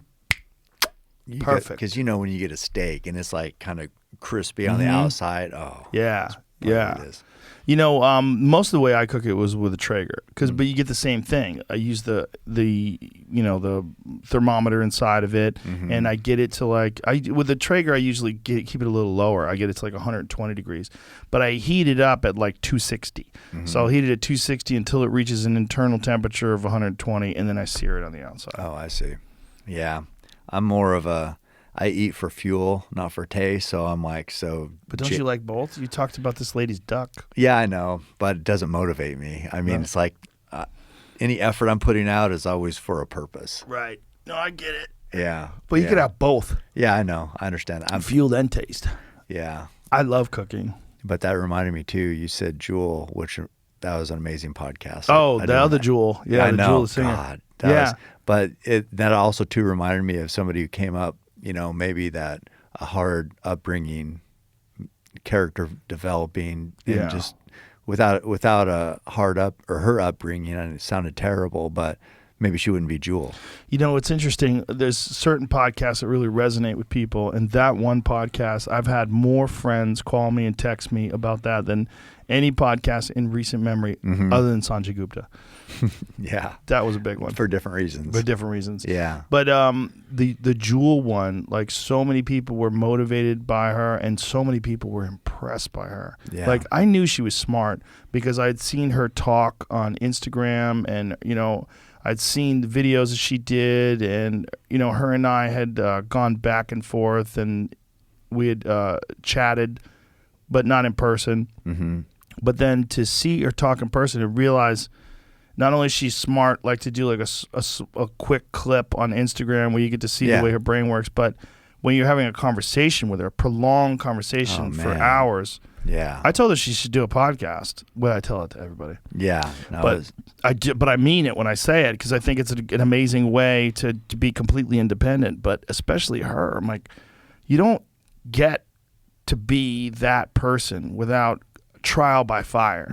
Like, she was kicked. She left her house when she was 15. She was homeless at 18. I know. And then incredible at story. 20, she's a millionaire. Yeah, like, it's nuts, man. Incredible story. And then her mom steals $100 million from her. Oh, you could tell she's kind of torn with that. I mean, nobody wants to trash our mom.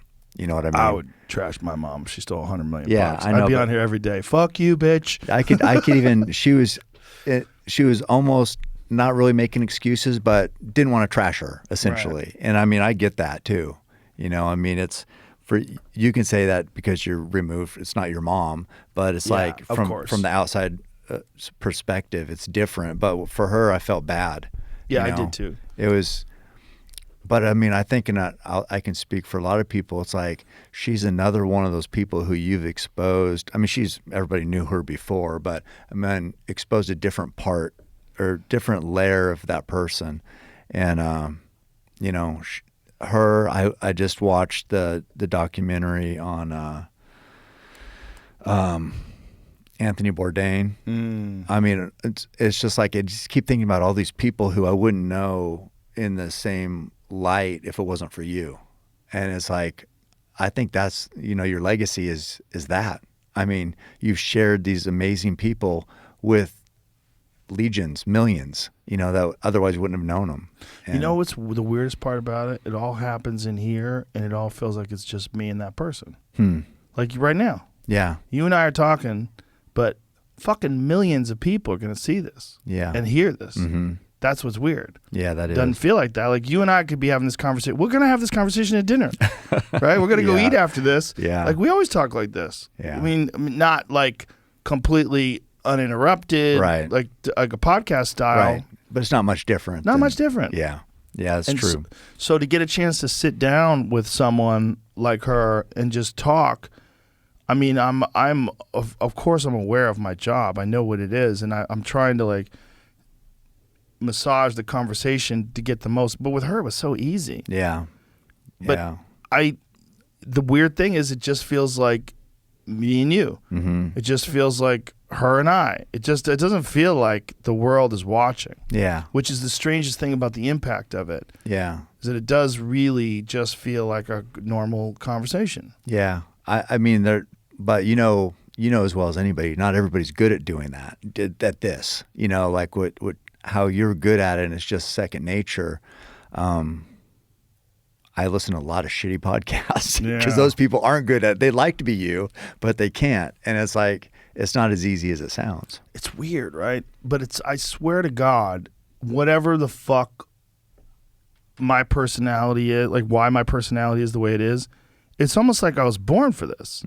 Like I was born to do this way. Yeah. Like it's not hard at all. Right. It requires sometimes it requires some effort. Like I have to do research on like certain different authors, like some of the subjects. I want to be able to get certain parts of their work out, you know, to try to like, there's certain things I'd like to discuss about who they are, what they do, but it's not a hard thing. It's well, not when you're born to do it. Like but that's this is your gift. It's like my personality was designed for this. Because I've always, like I was telling Theo earlier, I always talked too much when I was a kid. Everybody told me shut the fuck up. Like you ask too many questions. But I'm always like, well, how come? Well, why is this? Well, why do we have to do that? Who says? Who the fuck are they? Yeah. You know, I've always been that guy. Okay. So as podcasts develop, and then as I've developed my skill at communicating, which is definitely, I think, podcasting and conversations, having a conversation with a person is a skill. Like, you know, some people are bad at it. You talk to them and it's awkward. And then some people you're like, I really like talking to that guy. Like it's a nice little dance. Right. You develop it. Yeah. But it's like I was meant to do this. So why have Jewel on? I mean, were you just interested in her story or what? Well, I've always been a fan of her singing, and her voice is fucking incredible. Yeah. And then her story is wild, man. And I also, when I realized that show Alaska: The Last Frontier was her family. I was Okay. like, Jewel comes from there? Oh, I see. I'm like, wow. I was like, that's crazy. Like these people are homesteaders.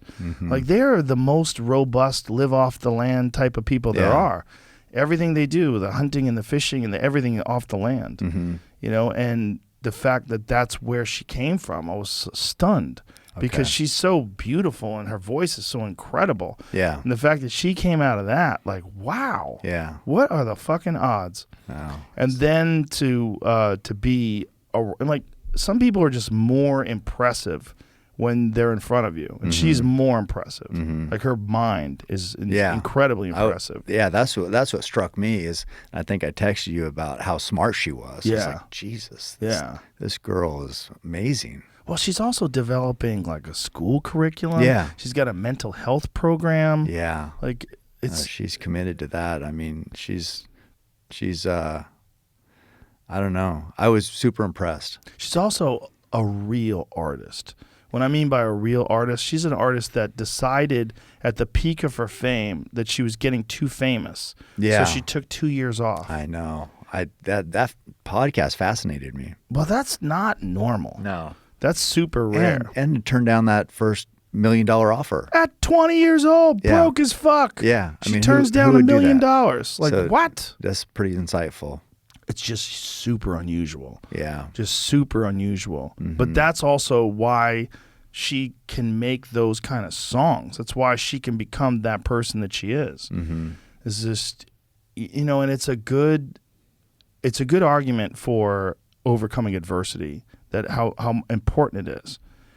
Because like her life was filled with nothing but adversity, just one challenge after the next. Yeah. But through it, she came out of the other end the opposite of jaded. Like the worst case scenario is you get through all that and you're a hardened, you know, jaded person. She's the opposite of that. She's like kind and forgiving and interesting and Even wild. You know, her dad, it wasn't a great upbringing with her dad than her mom when she was an adult, and now she's closer with her dad. It sounds like, you know. Well, she doesn't even talk to her mom after she stole $100 million. Right.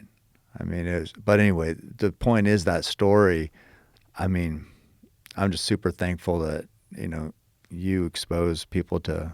I mean, I knew Jewel, but man, not that part of it. So, well, I'm super thankful that I get to have the conversations that I have with these people, because it's been an amazing education for me. I've learned so much about life through talking to all these brilliant people, all these amazing, interesting people. I've been exposed to more different kinds of people, exceptional people, than most people that have ever lived. I mean, if I really stop and think about 1,700 plus podcasts with all these brilliant folks, and funny and different too. Like yesterday, I had Gilbert Gottfried on, who's like a legendary comedian. I remember him. Legendary guy. And then the day before that, I had my friend Ari Shafir, my friend Shane Gillis, and Mark Norman, and we were all drunk and smoking cigars. It's like it's all different, and we're talking shit. It's wild. Yeah. It's like every podcast is like a different kind of experience, but I have more of an understanding of people because of that than I would have ever had if I just lived a regular life. Yeah. But I think also the people that listen in, they get the same thing that I got out of it. Yeah. Like what I'm getting out of it is not much different than what they're getting out of it.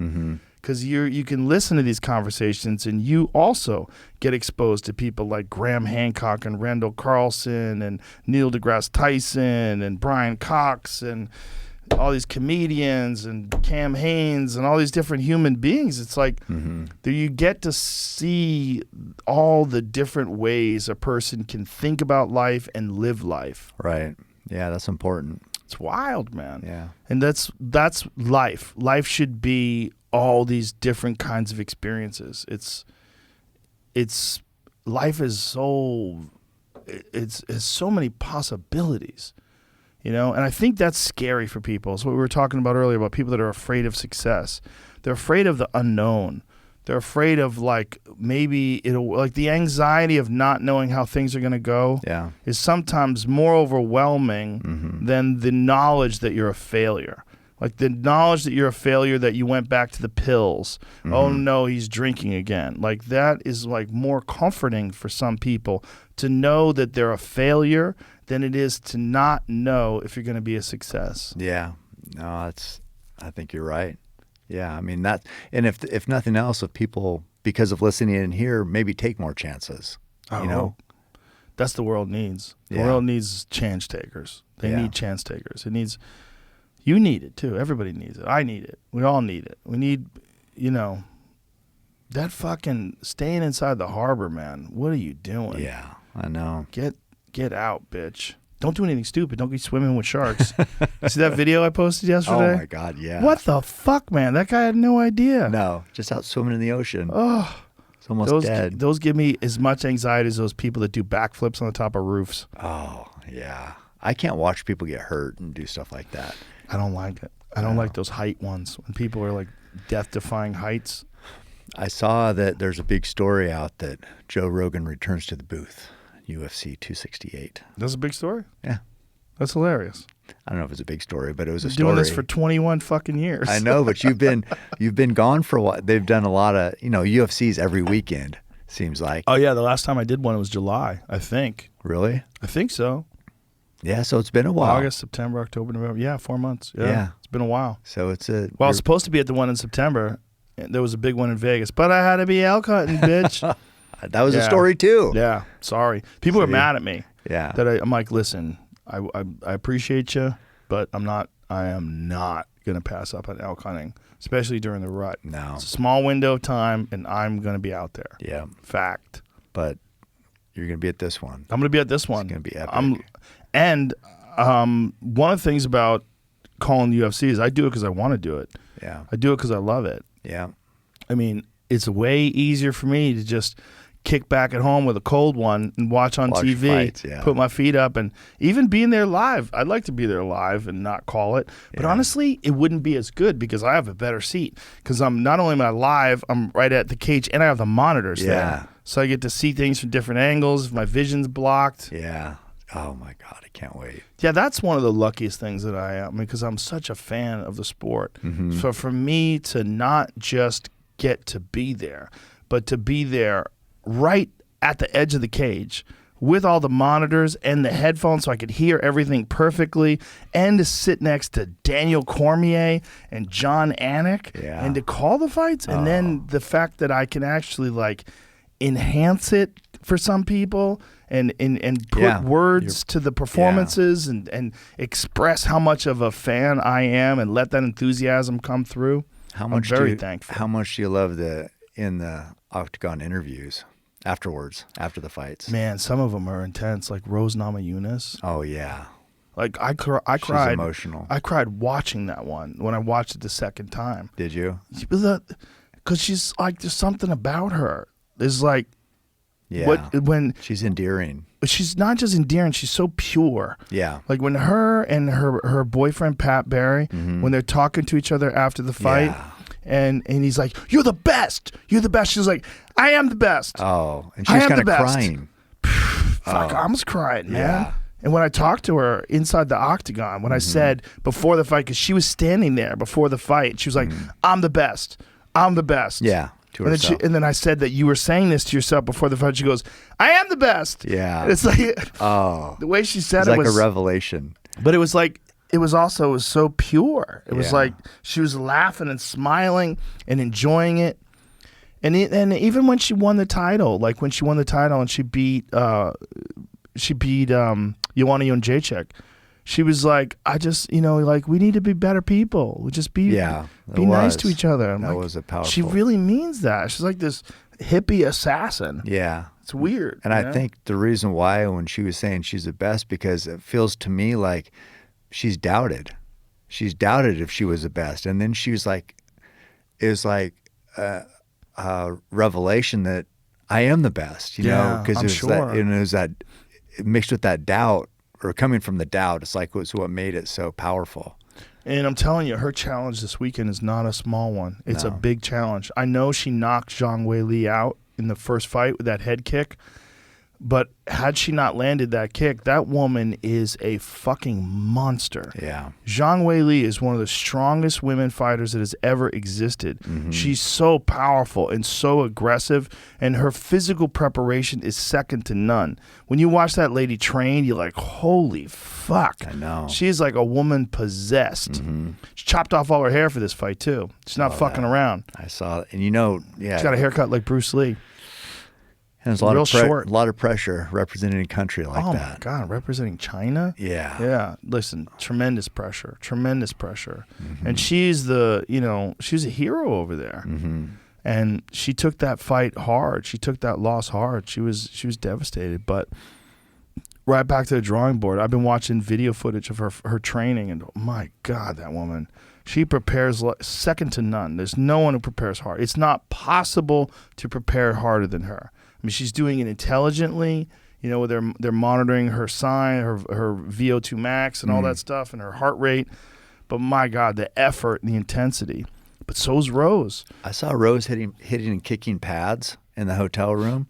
There's some pop on those things. Oh my God, yeah. She's so skilled. Yeah, her striking is incredible, amazing, incredible.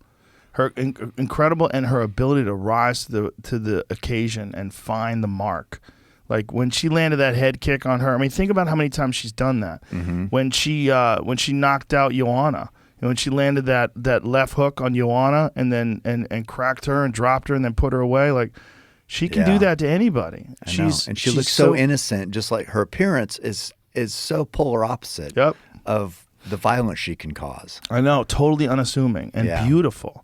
Shaves her fucking head. That's what's crazy. If you see her with her long hair, she's gorgeous. Yeah. Look at the two of them. I know. Oh my God. Intense, man. Intense. And it's going to be interesting to see how Zhang Weili responds to the first fight. You know, we have never seen her get KO'd like that. No. And KO'd by a head kick early in the first round. Yeah. And whether she's going to be tentative now and worried about getting hit again, or whether she's just going to be ferocious because she wants to get it back and she wants to get revenge. And to see how Rose responds to it. Because, listen, if you don't take Zhang Weili out like that, you're in for a war. That fight that she had with Joanna Jędrzejczyk was one of the craziest fights I've ever seen. The back and forth war between Zhang Weili and Joanna Jędrzejczyk was like an all-time classic. All-time classic. Joanna's head was a mess. Her forehead. My God, it was giant. Like she had a football stuffed under her skin. It was crazy. Yeah. Yeah, there's nothing like that sport. No. Nothing like it. No. It makes other things seem less entertaining and they're less intense. Yeah. You know? Yeah, I agree. But bowhunting's better. Bowhunting's better. Well, nothing's dying usually in fighting. Hopefully not. Knock on wood. Don't say that, Cam. Shit. Yeah. Big card like that, Madison Square Garden, that'll fuck it up for everybody. No, that'd be terrible. That would be terrible. What is this? What does Colby do? First of all, what's he Just wearing? their little media thing. What's Colby wearing? Is this today? Look at the both of them. They're both wearing amazing shit. Look at What does Colby have? what he's got on. Look at Colby's I wearing. think it says no virgins on it, maybe, but It says something the king. Oh, is that Bang Energy? Did Bang pay for Oh, that? Bang might have paid for that. Oh, this is- Rewind that all the way sorry, to I the missed beginning. the Give me some beginning part. volume and let me hear what they're saying.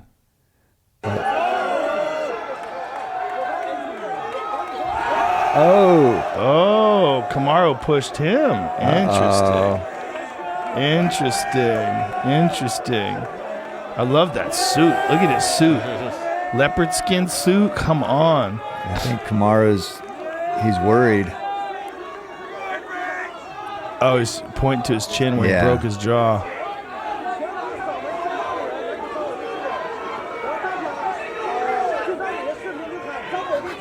Is that a Bang Energy drink suit? Is that really what that is? I don't know. I feel sad if it is. It says virgins on it. I think it says no virgins on the arm here. Well, But I don't know about that's the pretty back. silly as well. It's very Miami. Yeah.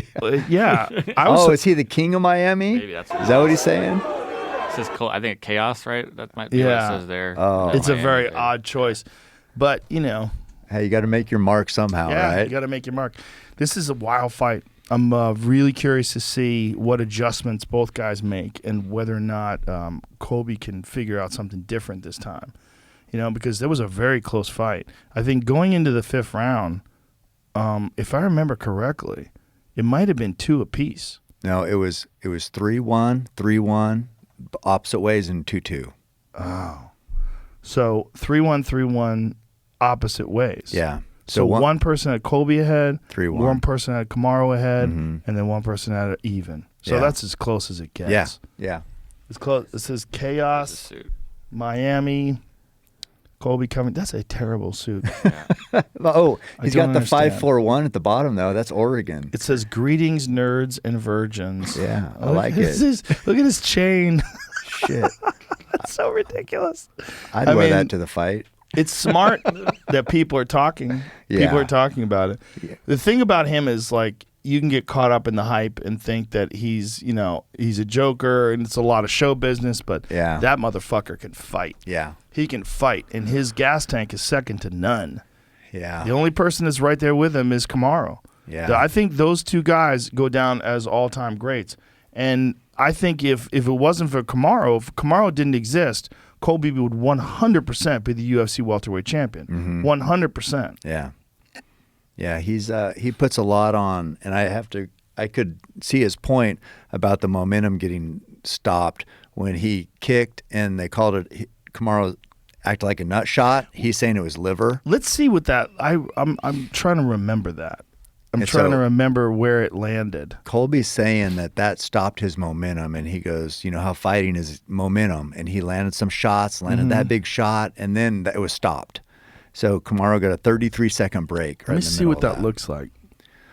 Let me see if we can find that because I'm trying to remember. I literally don't remember where it actually landed. It was right on the belt line. I think you'll see. But Camaro acted like it was low, so they gave him a break. The belt line's odd, right? Because there's parts of the belt line where you can go below, right? You can kick the legs on the inside. Like you can kick the leg right here inside. Right. And that's no problem. Yeah. Right? And you could also kick right here, and that's no problem. Let's see I this. think it's right here. Is it third or the second round? What It round was was a it? finger poke too. That was the issue. Yeah. No, he said he hit him in the left eye, and then he acted like he got poked in the right eye.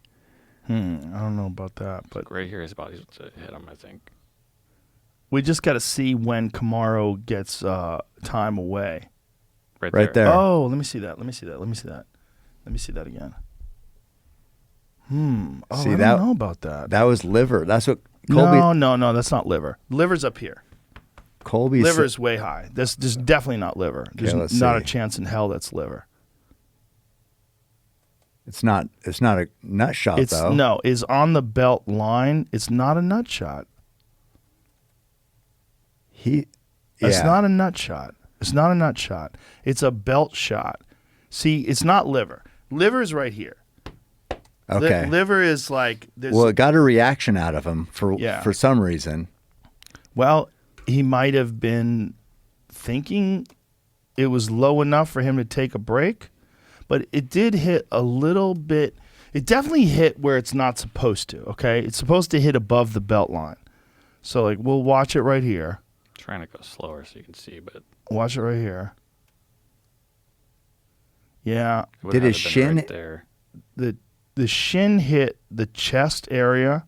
The shin is elevated. The knee is up. And the foot is down. So the lowest point of impact is the toes, which are hitting above the nuts.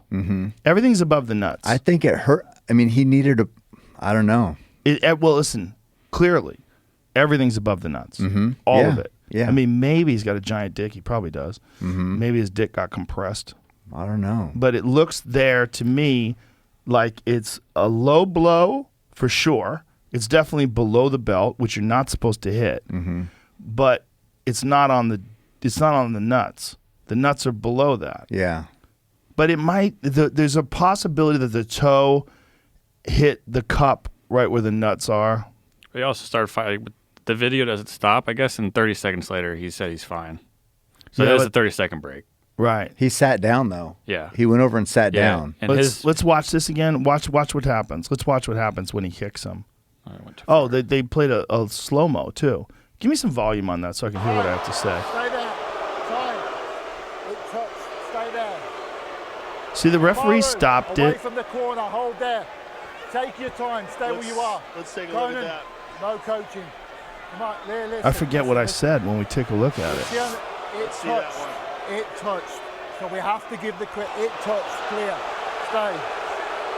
Hold on a second. That does not seem like the cup. It was on the belt line. Yeah. It was on the belt line, I think. Yeah, I close, said though, very then what I said now, that it does not seem like it hit the cup. It seems like it hit the belt line. And- There's me. Yeah. Oh, look, Cam Haynes. So they did. they did give him a little bit of a break there, and Colby's got a real argument there. Yeah. And so he thought he had the momentum there because he was hurt.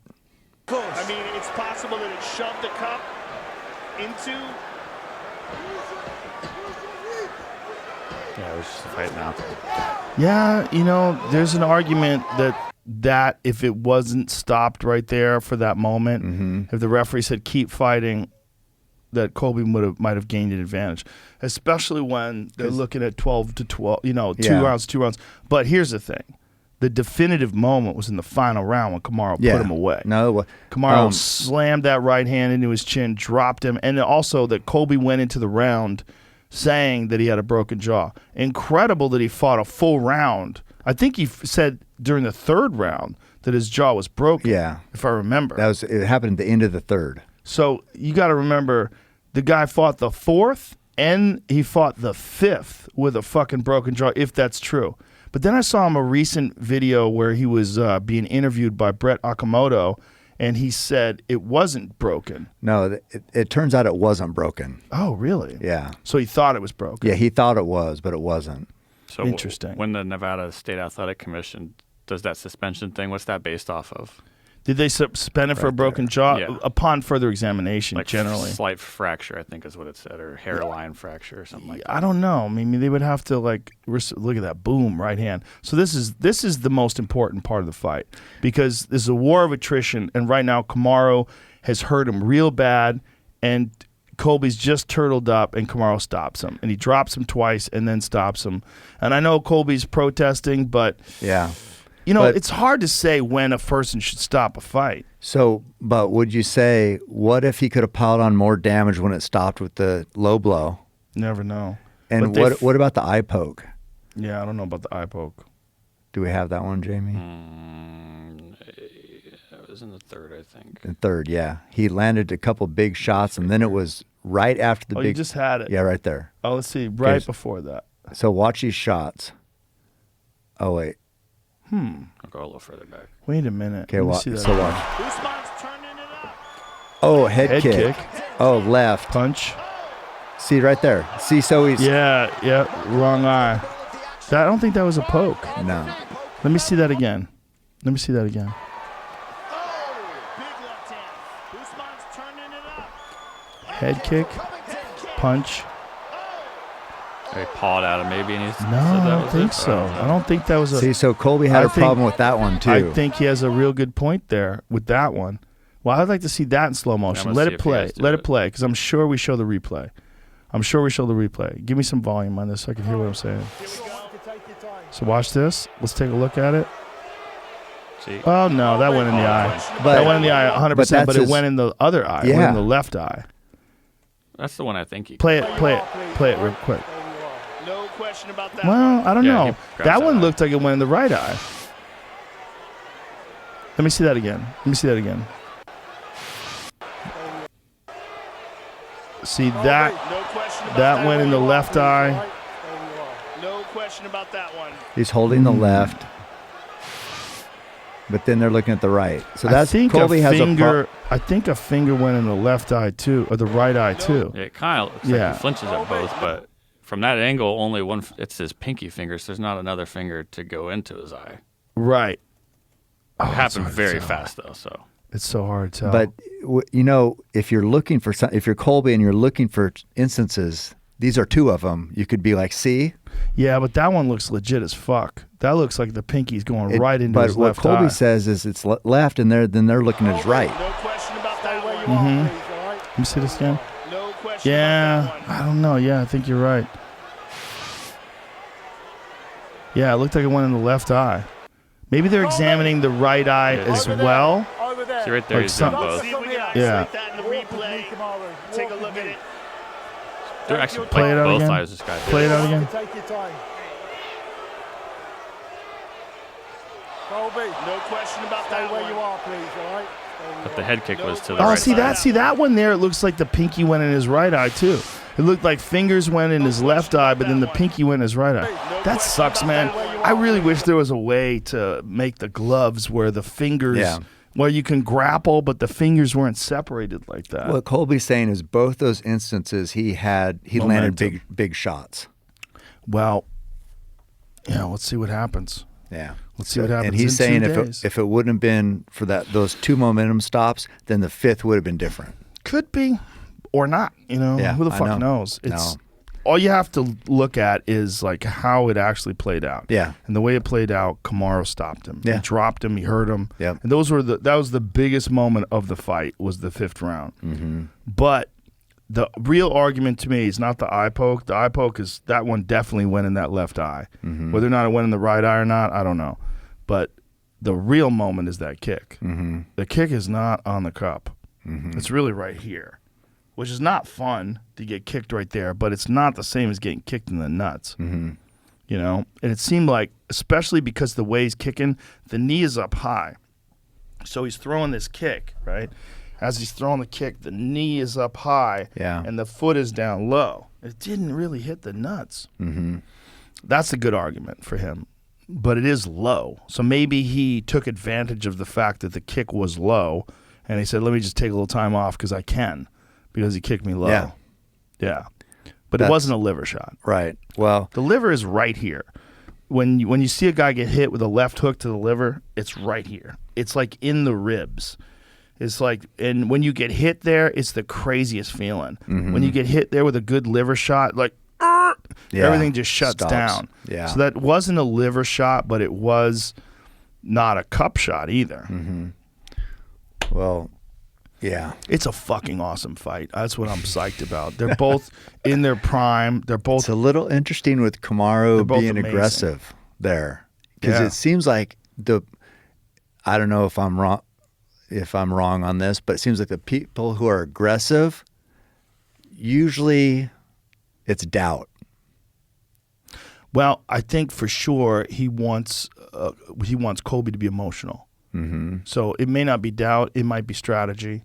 It might be like just like he might hate him. He might just almost not be able to stop Maybe. himself. I always think of Khabib, Conor. You know, Khabib was always reserved, in control, never emotional. Yeah. Conor was lashing out. This is an amazing fight because both guys are really in their prime. Yeah. They're both juggernauts. Mm-hmm. They're both like I don't see anybody that can fuck with them in that division right now. Khamzat Chimaev. Cumshot? Khamzat. Colby called him Cumshot. Well, that's rude. That's rude. That guy's really interesting. Yeah. Really interesting. But he's got to face stiffer competition. You know Colby's nicknames. Yes. So somebody asked him about Khamzat today, and he He said, called him cum shot. How dare that? No, That's that smart. guy seems scary, though. He's I mean, scary as fuck. we're He's scary as talking to fuck. Dana, picking up. Yeah. It's Talking like, to him. what? Yeah. That Talking is to him. insane. I come to kill everyone. I kill them all. Yeah, he's a Insane. wild motherfucker. He's so good, too. He's good at everything. Yeah. But we'll see when the competition ramps up. Exactly. Yeah. Exactly. Like Li Jingliang is a tough guy. Yeah. But he's not at that level. So in Gerald Mearshart, tough guy, not at that level. So we're gonna get the chance to see him. I want to see him against a guy like a Leon Edwards. Yeah. That's what I'd like to see. No, legit. Yeah, and Neil Magny has asked for that fight, which is also an interesting fight. That would be interesting as well. I want to see him against a top flight guy. Neil Magny will show you what you are. I don't want to see him fight Nate Diaz. I don't really want that. The only reason why I would be interested in seeing that is because, like, Nate Diaz will find out if you're for real. Yeah. Nate Diaz, like with Leon, like Nate Diaz losing that fight until the 5th round, then cracking Yeah. Leon and having Leon in real fucking serious trouble. Mm-hmm. I guess, could you see Nate choking Khamzat out? Who the fuck knows, man? Nate is a beast. Yeah, he is. He is such a fucking I'm more warrior. of a Nate fan. I would hate to see, I don't know. I just want to see him win. I liked when he wins. What I like is Nate getting paid. You know, if Nate gets paid big for that fight, if they set up a main event somewhere, Khamzat and Nate for a title elimination fight, I think if every fight went 100 rounds, Nate would never lose. Yeah, He's only like I like how he talks legitimately- about in the street you wouldn't be. You know, Yeah. he still talks about streets. Yeah, God, well, he'll it's still awesome. fight you in the streets. Yeah, That's it's why. awesome. I love that. The only guy who's legitimately beaten Nate is Josh Thompson. Josh Thompson legitimately stopped Nate. I mean, obviously, so did Jorge Masvidal. Other people have beaten him. Don't get me wrong, but I mean, like, shut it off. Yeah. And that was Josh. Josh shut him off. Josh head kicked him. Josh Thompson, in his prime, was one of the most spectacular fighters on the planet. Completely well balanced. He had great wrestling, great submission. Became a world champion. You know, he's a legit top of the food chain fighter, and he's the only guy that ever stopped Nate Diaz. That was you ever see? Pull that up. Crazy fight, and you know Nate was in his prime, and so was Josh. But Josh, you know, a lot of people. I mean, he's got a great podcast he does too with Big John McCarthy. They have a great take on things. Josh went through some fucking wars with Gilbert Melendez and Strikeforce. I mean, boom, right there. Like nobody's beaten Nate like this. No. That was the best beating that, you know, anybody ever put on Nate. Yeah. And Mike Beltran stopped it. That's Josh. Yeah, that was definitive. Yeah. Yeah. That's probably, you know, the finest performance that anybody's had against Nate. You know, obviously, Conor beat him by decision. Other guys have beaten him. You know, Rafael dos Anjos. There's other guys have beaten him, but no one's beaten him like that. Yeah, no, I haven't seen that before. That's the argument about Nate Diaz. But even Nate Diaz, he wasn't out there. He was still conscious. I mean, if that fight kept going, he might have recovered. Look at this, though. Boom. Oh, I mean, God. It doesn't hit much cleaner than that. Yeah. Yeah. It's a crazy sport, man, and this weekend is wild as fuck. That Gaethje Chandler fight, phew, that is going to be bombs away. Yeah. There is not a doubt in my mind, and I've said this before and I've been wrong, so I'm sorry. That's what I thought when Francis Ngannou fought Derek Lewis. I'm like, there's not a doubt in my mind. And that was a terrible Someone's getting fight. knocked out, That was a terrible fight. Yeah. I don't think this is going to be that. I don't think Gaethje is capable of having a boring fight, and I don't think Chandler is capable of having a boring fight. No. You know, we saw that, you know, Francis and Derek, they played cautious because they were both worried about each other's power with good reason. Both guys can knock you into another fucking dimension with one shot. But so can these guys. But I think Gaethje fights with such reckless abandon and so intelligent the way he does that. Like in the early days, he used to like wade into the fire and take shots to give shots, but he doesn't do that anymore. Now he sets things up more intelligently. He's got some of the best fucking leg kicks in the business. And he chops at your leg from the clinch. Yeah. And then Chandler also has a great wrestling pedigree. Chandler's an excellent wrestler. Legitimate one-punch knockout power. Tremendous experience both in Bellator and in the UFC. And I'm interested to see how he deals with the kind of pressure that Gaethje puts on you. Chandler trains so hard. Like a beast. Like a monster. And you've trained with him. Yeah. Right? Where'd you train? We trained with him in San Diego? Yeah. But I mean, that was a hard day. We went really hard, but I watch him and he looks as in good a shape now as he's ever looked. I think he's ramped it up even more. Well, you know, when a guy has a spectacular UFC debut and knocks out a guy like Dan Hooker and then loses a shot at the interim belt, which was like a big opportunity. So close to winning, too. So close to winning the first round. Almost had him. Almost champion. Almost had him. But then that just shows you how good Oliveira is. Yeah. Oliveira comes back and with a beautiful left hook. Yeah, My he God. did. What a perfect punch. And there's a difference between someone who throws things short and technically, where everything's like hands up high, everything is perfectly placed. Chandler is, you know, a wild fucking bull of a man. And he just left himself a little open in that wild, reckless attack. After giving up his neck. Yep. Remember? Oh, I can't believe he got out of that. Crazy. Yeah. I think we're gonna see some wild shit. And I don't know what's going to happen. Gaethje and Chandler together is chaos. Fireworks. It's going to be, and that's going to start off the pay-per-view. Can't wait. Like, my goodness. Can't wait. My goodness. All right. Cam, let's get something to eat. Let's do it. Fuck out of here. Starving. Goodbye, ladies and gentlemen of the world. We'll see you soon. Bye-bye.